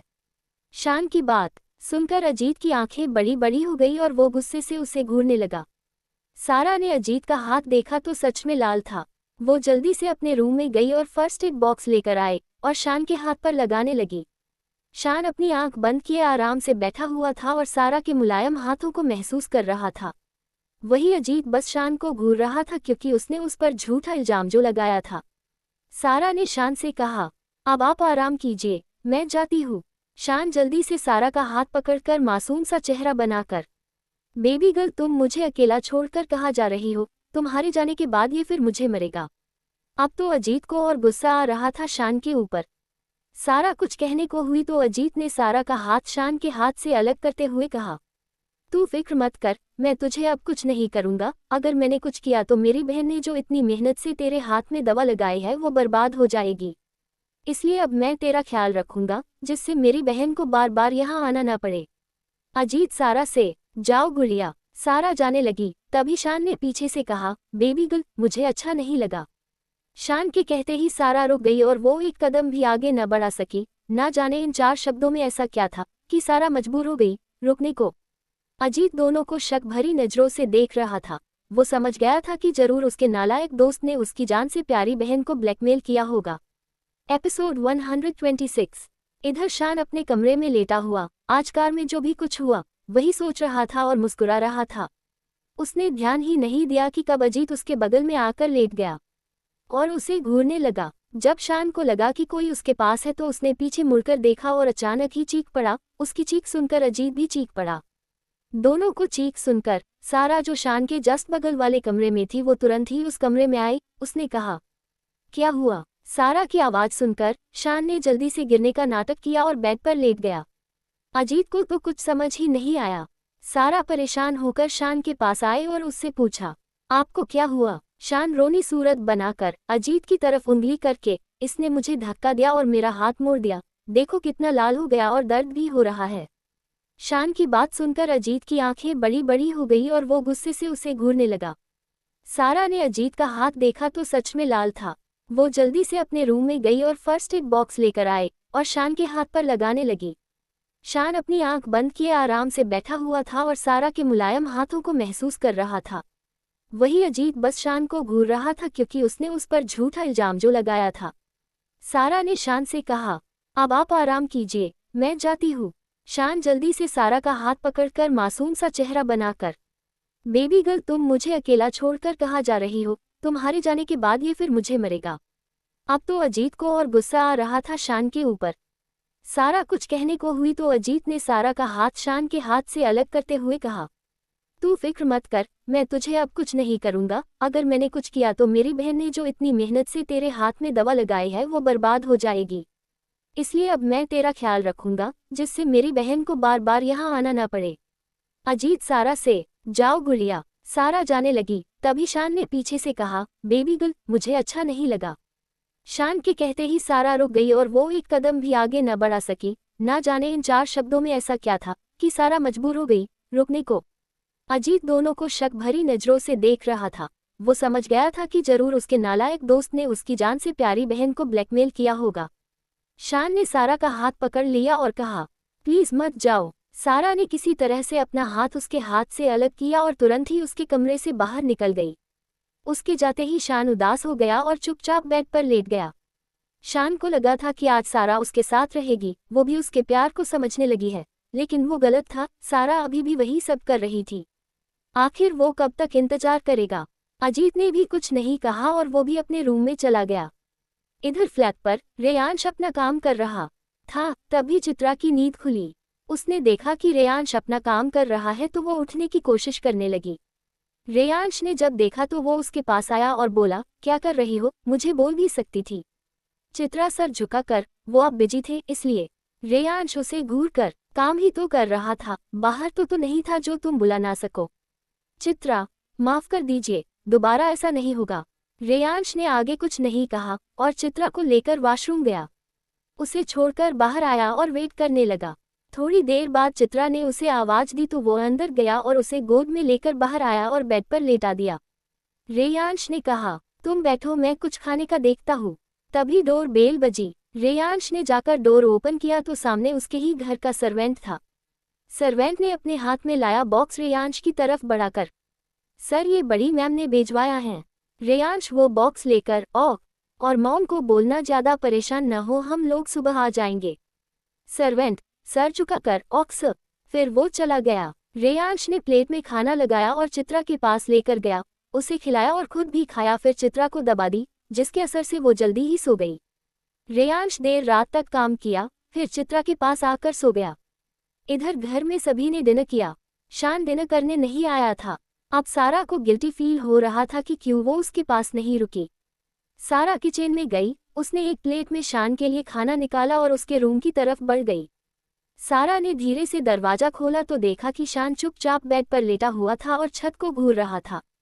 सारा धीरे से चलकर उसके पास आए और खाने की प्लेट उसके सामने करते हुए बोली, खाना। शान ने सामने देखा तो उसे यकीन नहीं हुआ कि सारा आई है। उसे लगा कि वो कोई सपना देख रहा है तो उसने उसे इग्नोर कर दिया। सारा ने फिर से कहा, खाना खा लो। शान थोड़ा गुस्से से, जाओ यार, नहीं करनी बात तुमसे, जब हकीकत में सामने आती हो तो कुछ नहीं बोलती और सपने में चुप ही नहीं होती। शान की बात सुनकर सारा की आंखें बड़ी बड़ी हो गई। सारा ने कहा, मैंने अपने में ऐसा क्या कहा? शान ने अब सारा को देखा फिर खाने को। शान खुद से, सारा आज तक मेरे लिए खाना लेकर तो आए ही नहीं और मैं जब भी उसे अपने में देखता हूँ तो वो मेरी बाहों में होती है, लेकिन फिर वो अचानक से उठकर बैठ गया और हकलाते हुए बोला, तुम सच में हो। सारा ने तुरंत ही शान की कलाई में चुटकी काट ली, जिससे शान चीख पड़ा, अब आपको यकीन हुआ। शान अपनी कलाई सहलाते हुए, ये बात तुम बोलकर भी बता सकती थी, चुटकी काटने की क्या जरूरत थी। सारा मशूमियत से, मैं बोल रही थी तो आपने नहीं सुना, इसलिए मैंने। शान तुरंत ही, ठीक है। सारा फिर से खाने की प्लेट शान के सामने कर दी। शान ने एक नज़र उस प्लेट को देखा, फिर सारा से कहा, मैं नहीं खा सकता। सारा तुरंत ही, क्यों? शान अपना हाथ दिखाता हुआ, ये देखो तुम्ही ने पट्टी करी थी ना, इसलिए। सारा ने शान को फिर अपने हाथों से खिलाया, जो शान के लिए सबसे खूबसूरत पलों में से एक था। सारा शान को खिलाकर अपने रूम में सोने चली गई। शान भी खुशी खुशी नींद के आगोश में चला गया। अगली सुबह सारा सौम्य के साथ कॉलेज जा चुकी थी।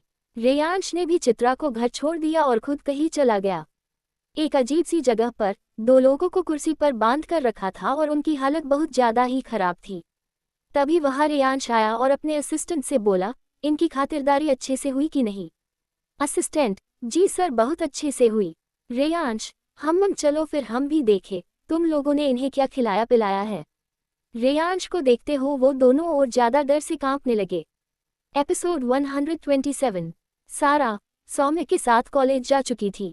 रेयांश ने भी चित्रा को घर छोड़ दिया और खुद कहीं चला गया। एक अजीब सी जगह पर दो लोगों को कुर्सी पर बांध कर रखा था और उनकी हालत बहुत ज्यादा ही खराब थी। तभी वहां रेयांश आया और अपने असिस्टेंट से बोला, इनकी खातिरदारी अच्छे से हुई कि नहीं? असिस्टेंट, जी सर, बहुत अच्छे से हुई। रेयांश, हम चलो फिर हम भी देखें तुम लोगों ने इन्हें क्या खिलाया पिलाया है। रेयांश को देखते हो वो दोनों और ज्यादा डर से कांपने लगे। रेयांश उन्हीं के सामने एक कुर्सी पर बैठ गया। उसके सामने अमान और उसके पिता रज्जू जख्मी हालत में जमीन पर गिर पड़े थे। रेयांश ने जब अमान को देखा तो उसे चित्रा की हालत नजर आने लगी। किस तरह से अमान ने उसके साथ बर्ताव किया था उसे सोच सोच कर ही गुस्सा आ रहा था। रेयांश उन्हें घूर कर, जब मालूम था कि उसकी शादी मुझसे हुई है फिर भी तूने उसे अपने इन गंदे हाथों से कैसे हाथ लगाया। रेयांश ने अपने जूते अमान के हाथ पर रखे और कसकर दबा दिया, जिससे अमान के जिस्म में एक दर्द की लहर दौड़ गई। वो रेयांश के जूते से अपने हाथ निकलने की कोशिश करने लगा, लेकिन वो निकाल नहीं पा रहा था। रेयांश ने आगे, ये तो कुछ भी नहीं है, अभी तो तुम लोगों को और दर्द सहना है। उसने अपने असिस्टेंट को आवाज दी। असिस्टेंट, जी सर। रेयांश खड़े होकर, कल तक इन्हें एक बूंद भी पानी न मिले और ये मरने भी नहीं चाहिए, मुझे बस इन्हें तड़पते हुए देखना है। असिस्टेंट, जी सर, हो जाएगा। रेयांश एक नज़र उन दोनों को देखकर वहां से चला गया। उसके जाते ही उसके असिस्टेंट ने अपने आदमियों को कुछ समझाया, फिर वो भी तुरंत निकल गया। कॉलेज में सारा, सौम्य, प्राची और पूर्वी एक साथ क्लास ले रहे थे। क्लास खत्म होते ही सभी बाहर आ गए। सारा सौम्य से, ब्रो चलो ना कुछ खाते हैं, भूख लगी है। सौम्य सारा से, मम्मा ने टिफिन दिया है, चलो खा लो। सारा मुंह फूला कर, नहीं। फिर चमक भरी आंखों से, ब्रो चलो ना कैंटीन में खाते हैं। सौम्य तुरंत ही, बिल्कुल नहीं, तुम्हें यही खाना है, वरना मैं डैड को कॉल कर दूंगा। तुम जानती हो डैड तुम्हारे खाने पीने को लेकर कितने स्ट्रिक्ट है। सारा उदास सा चेहरा बनाकर, लाओ दो, जब देखो डैड की धमकी देते रहते हो। सौम्य सारा के गाल खींचकर, गुड गर्ल। सौम्य सारा का हाथ पकड़कर कैंटीन में लाता है और एक जगह पर सभी बैठ जाते हैं। सौम्य सारा का टिफिन निकाल कर टेबल पर लगा देता है और उसे खाने को कहता है। प्राची भी अपना टिफिन निकाल लेती है। पूर्वी प्राची को देखकर, तू कब से टिफिन लाने लगी, पहले तो नहीं लाती थी। प्राची मुस्कुराकर, मेरी मासी ने दिया है, स्पेशली मेरे लिए बनाकर, तू भी ट्राई कर, तुझे भी अच्छा लगेगा। प्राची के कहने पर पूर्वी भी खाने लगती है तो उसे भी खाना पसंद आता है। सौम्य अपने फोन पर कुछ काम कर रहा था, तभी वहां एक लड़का आया। चलो सबको ग्राउंड में बुलाया गया है। सभी तुरंत ही ग्राउंड के लिए निकल पड़े। सौम्य सारा से, तुम पहले अच्छे से खा लो, फिर हम लोग चलेंगे। सारा ने कुछ नहीं कहा और खाने लगी। थोड़ी देर में उसने खाना खा लिया। फिर सभी ग्राउंड की तरफ चले गए। वहां कुछ लड़के स्टेज पर खड़े होकर बोल रहे थे, जो सीनियर थे। सीनियर में एक लड़का, जैसा आप सभी लोगों को पता है कि ये कॉलेज का मिड का टाइम है और अगले हफ्ते से आपके एग्जाम होने वाले हैं, तो हम लोगों ने एक बार सोचा है कि आपके एग्जाम हो जाने के बाद हम सभी आप सबके लिए एक छोटी सी ट्रिप प्लान करें।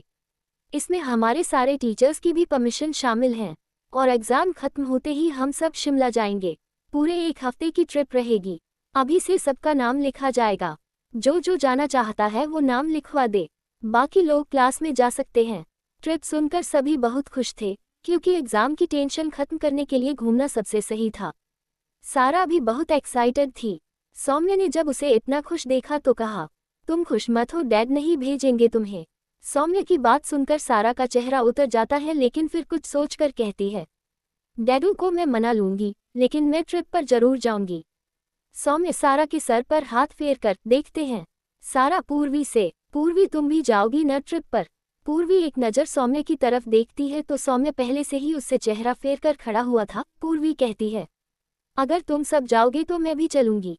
सारा खुश होते हुए, ये बहुत मजा आएगा। प्राची सारा को खुश देखकर बहुत खुश थी। सौम्य और पूर्वी भी मुस्कुरा रहे थे। कुछ देर बाद सभी घर के लिए निकल गए। घर पहुंचते ही सारा खुशी से चिल्लाते हुए अंदर आती है, मम्मा मम्मा मम्मा। सिया जो किचन में सारा के लिए चॉकलेट मिल्क बना रही थी, सारा की आवाज़ सुनकर जल्दी से बाहर आती हैं। सभी सारा की आवाज़ से बाहर आ गए। सारा जल्दी से सिया के गले लगकर, mamma mamma I am so happy. Siya भी मुस्कुराते हुए सारा के सर को चूमकर, अरे मेरा बच्चा, ये तो अच्छी बात है कि आज आप बहुत खुश हो, लेकिन इस खुशी की वजह क्या है? सारा सिया से अलग होकर, मम्मा हमारे कॉलेज के सभी बच्चे एक ट्रिप पर जा रहे हैं, मुझे भी जाना है, इसलिए मैं इतना खुश हूँ। आप देखना, मैं न बहुत मस्ती ट्रिप पर, मुझे भी घूमने जाना है। सारा की बात सुनकर सिया की मुस्कुराहट फीकी हो गई। उसने सौम्य की तरफ देखा तो उसने न में सर हिला दिया। सिया सारा को रोककर, जो अपनी खुशी में सब कुछ भूल गई थी। सारा ने उसे रोककर कहा, अरे बस बस, जैसे ही आपके डैड आते हैं हम इस बारे में उनसे बात करेंगे। उससे पहले जाओ, जाकर अपने कपड़े चेंज करो, फिर नाश्ता करो आकर। सारा सिया की बात मानकर खुशी से उछलते हुए सीढ़ियों से अपने रूम की तरफ चली जाती है। उसके जाते ही सिया सौम्य से, सौम्य ये सब क्या है? तुमने उसे मना क्यों नहीं किया? तुम्हें पता है ना कि राम बिल्कुल भी नहीं मानेंगे उसे अकेले बाहर भेजने के लिए। तभी प्राची ने कहा, मासी हम सब होंगे न साथ में, फिर क्या प्रॉब्लम है सारा के बाहर जाने से? सिया ने कुछ नहीं कहा, बस सर पर हाथ रखकर बैठ गई। उसे समझ नहीं आ रहा था कि वो क्या करे।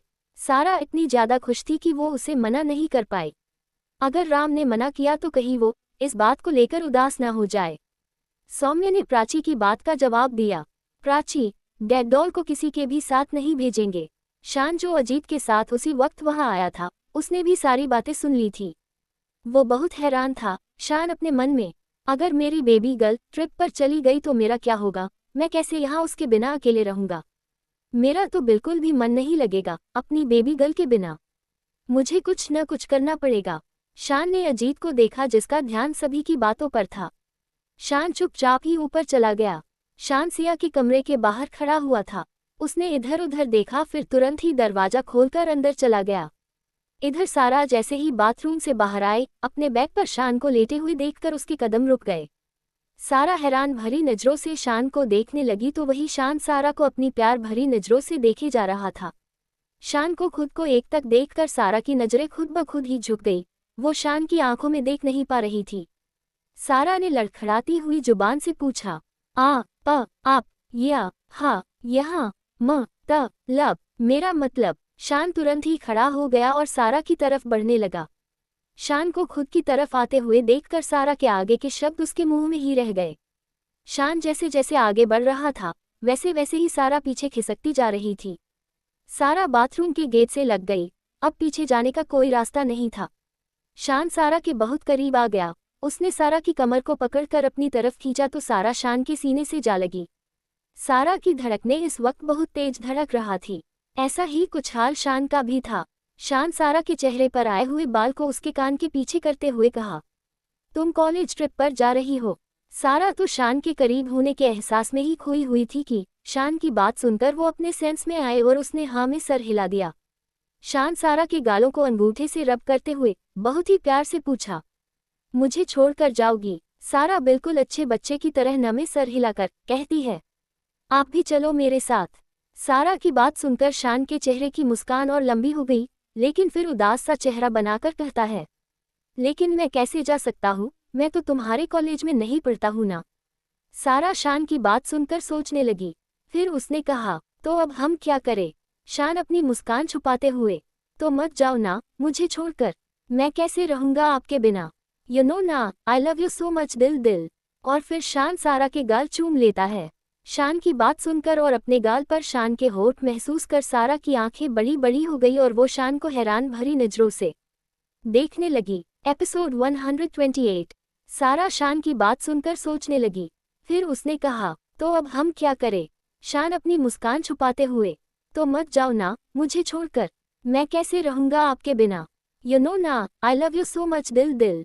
और फिर शान सारा के गाल चूम लेता है। शान की बात सुनकर और अपने गाल पर शान के होठ महसूस कर सारा की आंखें बड़ी बड़ी हो गई और वो शान को हैरान भरी नजरों से देखने लगी।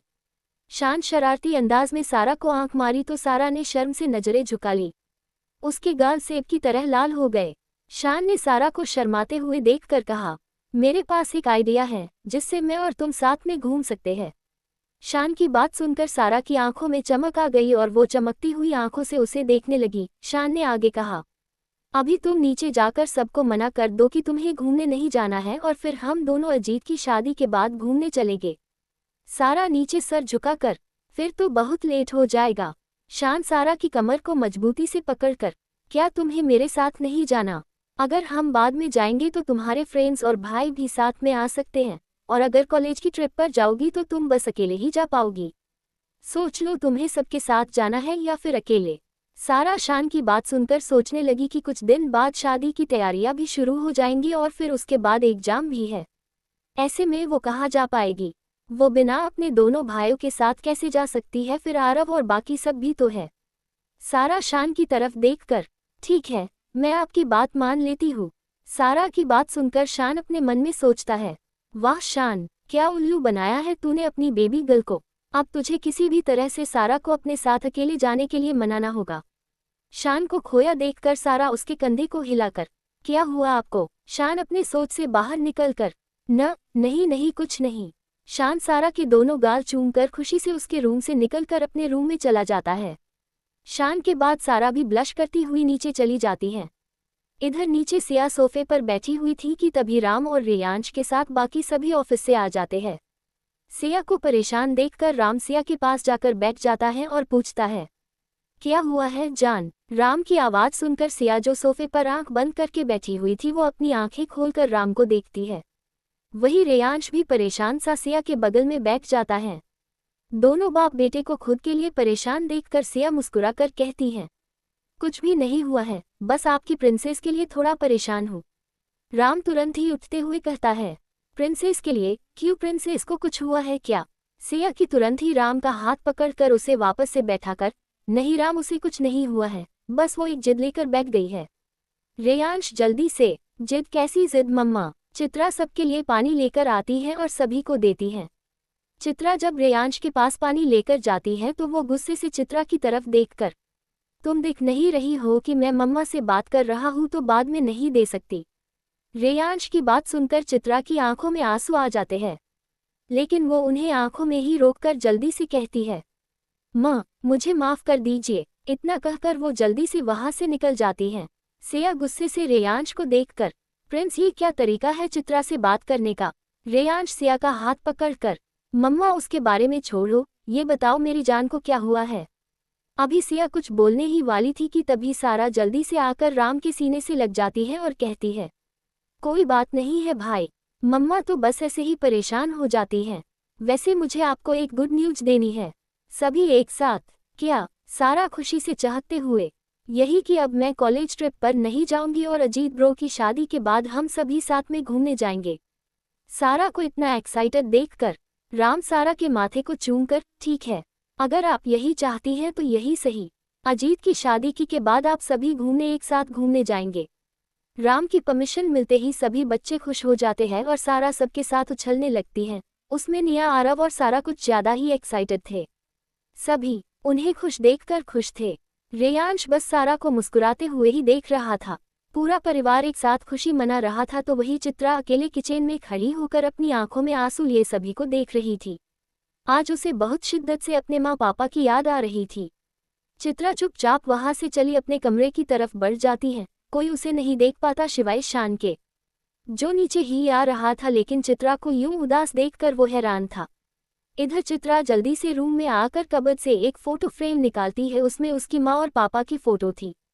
वो उस फोटो फ्रेम को अपने सीने से लगाए बालकनी में चली जाती है और आसमान की तरफ देखकर रोते हुए कहती है, क्यों माँ, क्यों पापा, मुझे अकेला छोड़कर चले गए। अगर आप दोनों होते तो शायद मुझे इतनी तकलीफ नहीं सहनी पड़ती। आज मेरे साथ पूरा परिवार है लेकिन मैं फिर भी अकेली हूँ। मुझे आपकी बहुत याद आ रही है। आप मुझे भी अपने साथ क्यों नहीं ले गए, क्यों मुझे यहाँ अकेला छोड़ गए। कहने को बहुत लोग हैं लेकिन प्यार करने वाला कोई नहीं है। इतना कहकर वो वही घुटनों के बल बैठकर उस फोटो फ्रेम को अपने सीने से लगाए बस अपने माँ पापा को ही याद कर रही थी। शान जो उसके पीछे पीछे देखने आया था कि क्या बात है, चित्रा को तकलीफ में देखकर उसे भी बहुत तकलीफ हो रही थी। आखिर वो कैसे उसका दर्द नहीं समझता, वो भी बिना माँ बाप के है। और जिनके माँ पापा नहीं होते सबसे ज्यादा तकलीफ और दर्द उन्हें ही होता है। शान की आंखों के किनारों से आंसू निकलने लगते हैं और वो उन्हें साफ करके वहां से चला जाता है। इधर नीचे सभी कुछ देर मस्ती करने के बाद थक कर बैठ जाते हैं। पूजा सभी से, चलो अच्छा सब लोग डिनर कर लो, बहुत हो गई मस्ती। सभी डाइनिंग टेबल पर बैठ जाते हैं और सर्वेंट उनकी प्लेट लगाने लगते हैं। शान जल्दी बाजी के नीचे उतर रहा था। अजीत उसे देखकर, शान आजा डिनर कर ले। शान उसकी तरफ बिना देखे, मन नहीं है, इतना कहकर वो तुरंत ही बाहर चला जाता है। उसे इस तरह से बाहर जाता देखकर सब हैरान थे। अजीत बात संभालते हुए, शायद कोई जरूरी काम होगा इसलिए चला गया। सभी अजीत की बात सुनकर खाना लगते हैं लेकिन सिर्फ 3 लोग ही थे जो शान के ऐसे जाने से परेशान थे, सिया, सारा और अजीत। तभी राम कहता है, चित्रा कहाँ है। राम का सवाल सुनकर सभी चौंक कर इधर उधर देखने लगी लेकिन उन्हें चित्रा कहीं भी नजर नहीं आई। सिया ने एक सर्वेंट से पूछा, चित्रा कहाँ है। सर्वेंट सर झुकाकर, मैडम वो तो बहुत पहले ही अपने रूम में चली गई थी। राम गुस्से से रेयांश की तरफ देखकर, ये सब तुम्हारी वजह से हुआ है प्रिंस। रेयांश चौंक कर, मेरी वजह से। राम गुस्से से, हाँ तुम्हारी वजह से, तुम हर बार उसे तकलीफ क्यों देते हो। अब तुम्हारी यही सजा है कि तुम चित्रा के साथ ही डिनर करोगे। अपना और उसका खाना लेकर रूम में जाओ अभी। रेयांश राम की बात सुनकर अपना सर झुका लेता है और 2 प्लेट खाना लेकर अपने रूम की तरफ चला जाता है।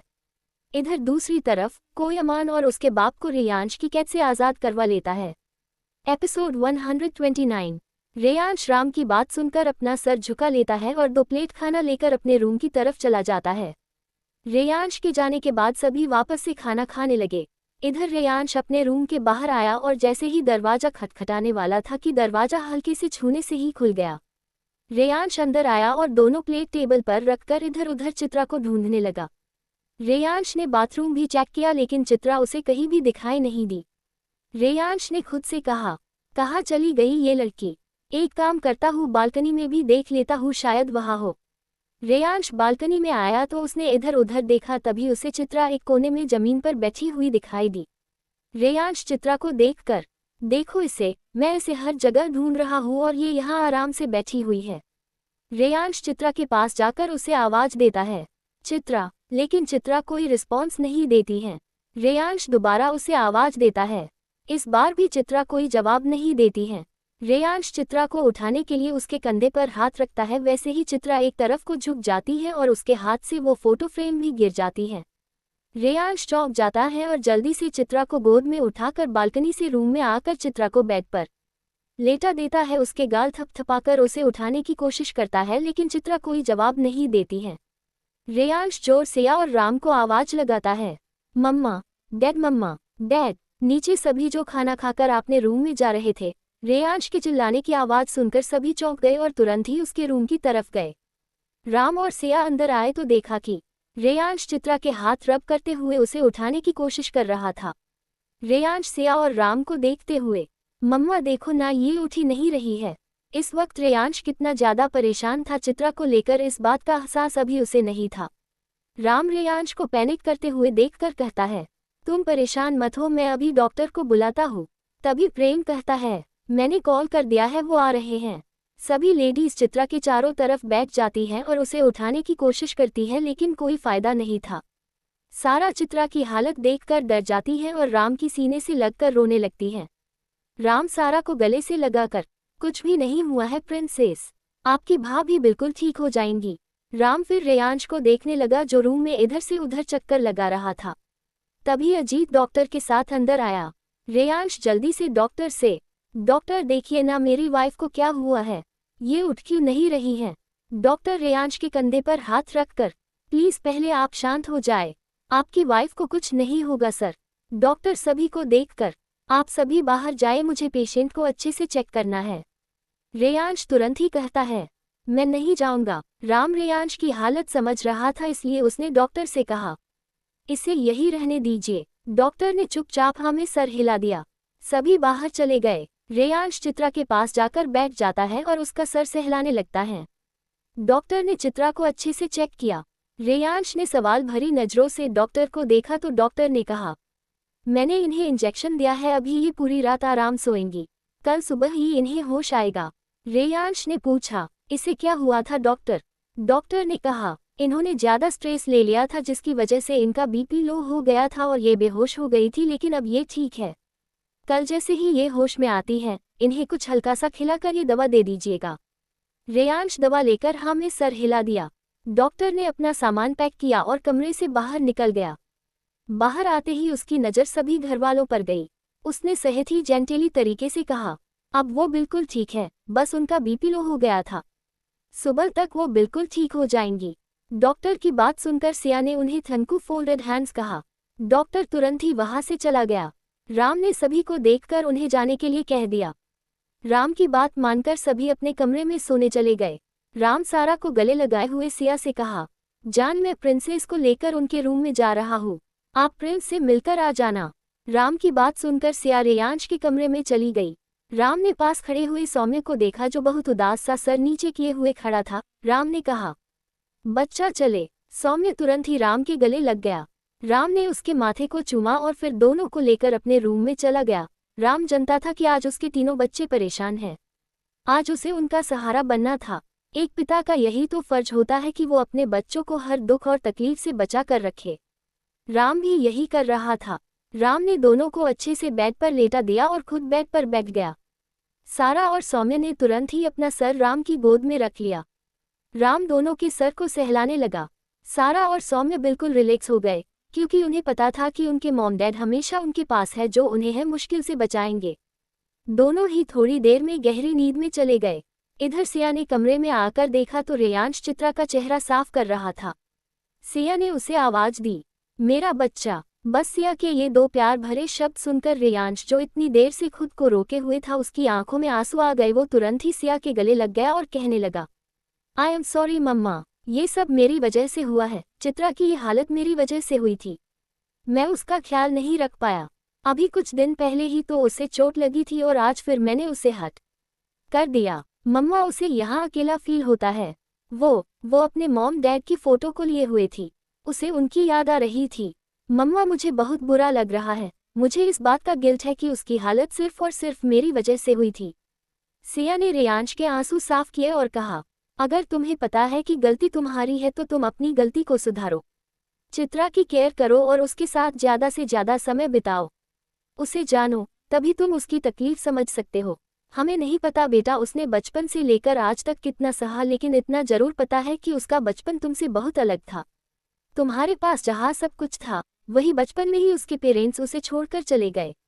अब ये तुम पर निर्भर करता है कि तुम किस तरह से चित्रा को संभालोगे। मैं हमेशा तुम्हारे साथ हूँ। अब तुम आराम करो और चित्रा का ख्याल रखना। सिया ने प्यार से रेयांश का माथा चूमा और फिर चित्रा के पास जाकर उसके सर पर हाथ फेरकर उसके माथे को चूमकर कमरे से बाहर निकल गई। सिया जब अपने रूम में पहुंची तो उसने देखा कि राम सौम्य और सारा को सुला रहे थे। सिया राम के पास गई और बेड पर बैठकर उसके सीने से लग गई। राम ने भी उसे अपनी बाहों में भर लिया। सिया राम से, राम हमारे बच्चों को कोई तकलीफ तो नहीं होगी ना? आज चित्रा और प्रिंस की हालत देख डर सा लग रहा है। राम ने सिया के माथे को चूम कर कहा, तुम फिक्र मत करो जान, जब तक राम रघुवंशी जिंदा है वो अपने बच्चों पर एक आंच भी नहीं आने देगा। राम की बात सुनकर सिया बेफिक्र हो गई, राम के सीने से लगी रही। वही घर से बहुत दूर किसी जंगल के अंदर एक छोटे रास्ते को पार करके एक ऐसी जगह जहां बिल्कुल शांत माहौल था। आसपास पानी की आवाज आ रही थी, इससे पता चल रहा था कि पास ही कोई झरना है। वही एक बड़े से पत्थर पर शान बैठा हुआ था और एकटक आसमान को देख रहा था। उसके चेहरे पर कोई भाव नहीं था। उसे देखकर लग रहा था कि उसके चेहरे पर कोई इमोशंस ही नहीं है। शान ने आसमान की ओर देखकर कहा, मैंने तैयारी कर ली है मॉम डैड, आपके कातिलों को सजा देने की। उन्हें तिल तिल तड़पा तड़पा कर मरूंगा। अभी सिर्फ उनकी पोजीशन छीनी है, धीरे धीरे उन्हें इतना मजबूर कर दूंगा कि वो मेरे सामने मरने की भीख मांगेंगे, लेकिन मैं नहीं दूंगा। फिर वो अजीब तरह से हंसने लगा। एपिसोड 130। सिया के जाने के बाद रेयांश चित्रा के पास बेड पर बैठ जाता है और एक हाथ से उसके हाथ को पकड़ लेता है और दूसरे हाथ से उसके सर को सहलाने लगता है। रेयांश एकटक बस चित्रा को देखे जा रहा था। रेयांश के चेहरे पर इस वक्त कोई भाव नहीं था, जिससे रेयांश के मन में क्या चल रहा है कोई पता नहीं लगा सकता है। चित्रा को देखते देखते रेयांश भी धीरे धीरे नींद के आगोश में चला जाता है। आधी रात में चित्रा के करहारने की आवाज सुनकर रेयांश की नींद खुली। रेयांश ने आंखें खोलकर देखा कि चित्रा नींद में ही कुछ बड़बड़ रही थी। रेयांश ने झुककर चित्रा के शब्दों को सुनना चाहा तो उसके शब्द सुनकर रेयांश ने कसकर अपनी आंखें बंद ली। चित्रा धीरे धीरे नींद में बोल रही थी, माँ माँ माँ पापा पापा। चित्रा बार बार यही बोल रही थी। रेयांश बहुत बुरा लग रहा था, लेकिन फिर उसने खुद को कंट्रोल किया और फिर चित्रा के सर पर हाथ फेरा तो पता चला कि बुखार बढ़ गया है।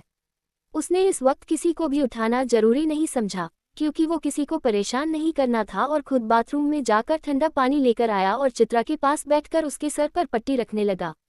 ये चीज उसने सिया से सीखी थी। रेयांश ऐसे ही चित्रा की देखभाल करता रहा। उसी वक्त शान आरआर मेंशन में आया और चुपचाप अपने रूम की तरफ बढ़ गया। कमरे में आते ही वो सबसे पहले बाथरूम में नहाने होने चला गया। शान जब नहाकर बाहर आया तो सामने बेड पर सारा को बैठा देख हैरान हो गया। फिर उसने खुद को देखा तो और ज्यादा हैरान हो गया, क्योंकि इस वक्त उसने टॉवल के सिवा कुछ भी नहीं पहना हुआ था। रेयांश जल्दी से कबर्ड से कपड़े निकाल वापस से बाथरूम में भाग जाता है, और वही सारा बस अपनी बड़ी बड़ी आंखों को और बड़ा करते हुए शौक में बेड पर बैठी हुई थी। वो शान को ऐसे देख अपनी जगह पर जम गई थी। थोड़ी देर बाद शान कपड़े पहन कर आता है और गुस्से से सारा को घूरने लगता है। शान थोड़ा तेज आवाज में, बेबी गर्ल ये कोई टाइम है मेरे रूम में आने का। सारा शान की आवाज सुनकर हकीकत में आए और अपने सामने शान को पूरे कपड़ों में देखकर उसने चैन की सांस ली।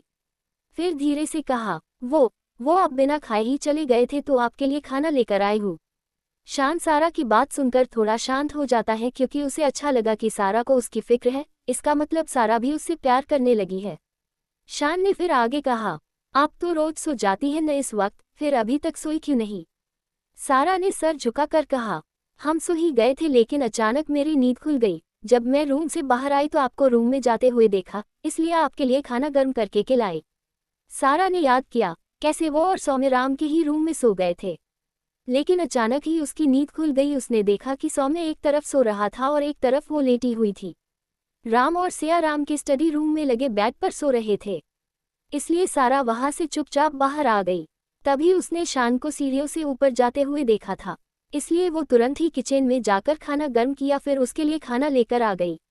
शान ने सारी बात सुनकर सारा से कहा, ठीक है मैं खाना लूंगा, अब तुम रूम में जाओ, रात बहुत हो गई, इसलिए चुपचाप जाकर सो जाना।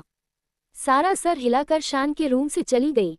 शान सारा को भेजना तो नहीं चाहता था, क्योंकि वो उसके साथ थोड़ा वक्त बिताना चाहता था, लेकिन इतनी रात को कोई सारा को उसके रूम में देख लेता तो इसमें सभी सारा को ही गलत समझते, और वो कैसे अपनी बेबी गर्ल को तकलीफ में देख सकता था। इसलिए उसने अपना मन मार कर सारा को भेज दिया। शान खाना खाकर बेड पर सोने के लिए लेट गया और वो थोड़ी देर में सो गया। अगली सुबह रेयांश का रूम। सुबह के 7 बज रहे थे। रेयांश चित्रा के कंधे पर सर रखकर सो रहा था। रेयांश ठंडे पानी की पट्टी रखते हुए चित्रा के कंधे पर ही सो गया। उसी समय चित्रा की नींद खुली। वो उसे अपने सीधे हाथ के कंधे पर कुछ भर महसूस हुआ। चित्रा ने धीरे धीरे अपनी आंखें खोली तो अपने सामने रेयांश को देख वो हैरान हो गई। चित्रा ने हल्का सा सर ऊपर करके देखा तो और हैरान हो गई। रेयांश का एक हाथ उसके सर पर था, जिसके नीचे पट्टी रखी हुई थी, और दूसरा हाथ चित्रा की कमर पर था। चित्रा ने रेयांश को देखकर सोचा, क्या ये रात भर मेरी देखभाल कर रहे थे? चित्रा को ये सोच सोचकर खुशी महसूस हो रही थी। आखिर एक पत्नी क्यों नहीं चाहेगी कि उसका पति उसका ख्याल रखे और उसे प्यार करे? चित्रा नहीं चाहती थी कि रेयांश की नींद टूटे, इसलिए वो अपने कंधे के दर्द को बर्दाश्त कर चुपचाप लेटी रही और रेयांश को देखने लगी। 1 घंटे बाद किसी ने दरवाजा खटखटाया। दरवाजे की आवाज़ सुनकर चित्रा ने झट से अपनी आंखें बंद कर ली। वो नहीं चाहती थी कि रेयांश जाने कि वो जाग चुकी है। रेयांश की आंख खुली, उसने देखा कि वो चित्रा के कंधे पर लेटा हुआ है तो वो झट से उठकर बैठ गया और तुरंत ही चित्रा के सर पर हाथ रखकर बुखार चेक किया और राहत की सांस ली। बुखार अब पूरी तरह से उतर चुका था। तभी फिर से बाहर से एक खटखटाने की आवाज आई। रेयांश उठा और जाकर दरवाजा खोला। तभी चित्रा ने अपनी आंखें खोली। दरवाजा खोलते ही सामने सिया को देख रेयांश साइड हो गया। सिया अंदर आई तो उसने देखा कि चित्रा जगी हुई है। सिया ने प्यार से चित्रा का माथा चूमा और पूछा, अब कैसा है मेरा बच्चा? चित्रा ने मुस्कुराकर कहा, बिल्कुल ठीक मम्मा। सिया मुस्कुराए और फिर कहा, अभी भी तुम कमजोर हो, इसलिए आज पूरा दिन आराम करोगी। बाहर आने की बिल्कुल जरूरत नहीं है, चित्रा ने जल्दी से कहा। लेकिन मम्मा, शादी। सिया ने चित्रा के गाल पर हाथ रखकर कहा, हम सब हैं ना, सब संभाल लेंगे, तुम बस आराम करो। अजीत और किरण को भी अच्छा नहीं लगेगा कि तुम इस हालत में काम करो। सभी तुमसे मिलना चाहते थे लेकिन मैंने रोक दिया क्योंकि अभी तुम्हें बस आराम की जरूरत है। अब मैं चलती हूँ, थोड़ी देर में तुम्हारा और प्रिंस का नाश्ता रूम में भिजवा दूंगी, कर लेना। इतना कहकर सिया खड़ी हुई और फिर रेयांश की तरफ देखकर कहा, ख्याल रखना। रेयांश सर झुकाकर, जी मम्मा। सिया चली गई। रेयांश अब चित्रा के पास बैठ गया और उसका हाथ पकड़कर कहा, सॉरी। चित्रा हैरानी से, किस लिए? रेयांश ने सर झुकाकर कहा, तुम्हें हर्ट करने के लिए। मैं फिर से तुम्हें जैसे ही रेयांश सॉरी कहने वाला था चित्रा ने तुरंत ही रेयांश के होठों पर अपनी उंगली रख दी। रेयांश आगे कुछ बोल न सका और चित्रा को देखने लगा। चित्रा ने कहा, आपको सॉरी बोलने की जरूरत नहीं है, जो भी हुआ बस अनजाने में हुआ और मैं आपसे नाराज बिल्कुल नहीं हूँ। इतना कहकर चित्रा ने रेयांश को होठों से अपनी उंगली हटा ली। रेयांश चित्रा की बात सुनकर हैरान था, फिर उसने झुककर चित्रा के माथे को चूम लिया। चित्रा ने तुरंत ही अपनी आंखें बंद कर ली। रेयांश ने चित्रा को अपनी बाहों में भर लिया और चुपचाप लेटा रहा। दोनों में से कोई कुछ नहीं बोल रहा था, बस एक दूसरे को महसूस कर रहे थे। थोड़ी ही देर बाद रेयांश उठा और चित्रा से कहा, पहले तुम नहा लो, फिर मैं नहा लूंगा। चित्रा ने सर हिला दिया। रेयांश ने बाथरूम में जाकर बाथटब गर्म पानी से भर दिया, फिर चित्रा को गोद में उठाकर बाथरूम में छोड़ आया और खुद बालकनी में जाकर वर्कआउट करने लगा।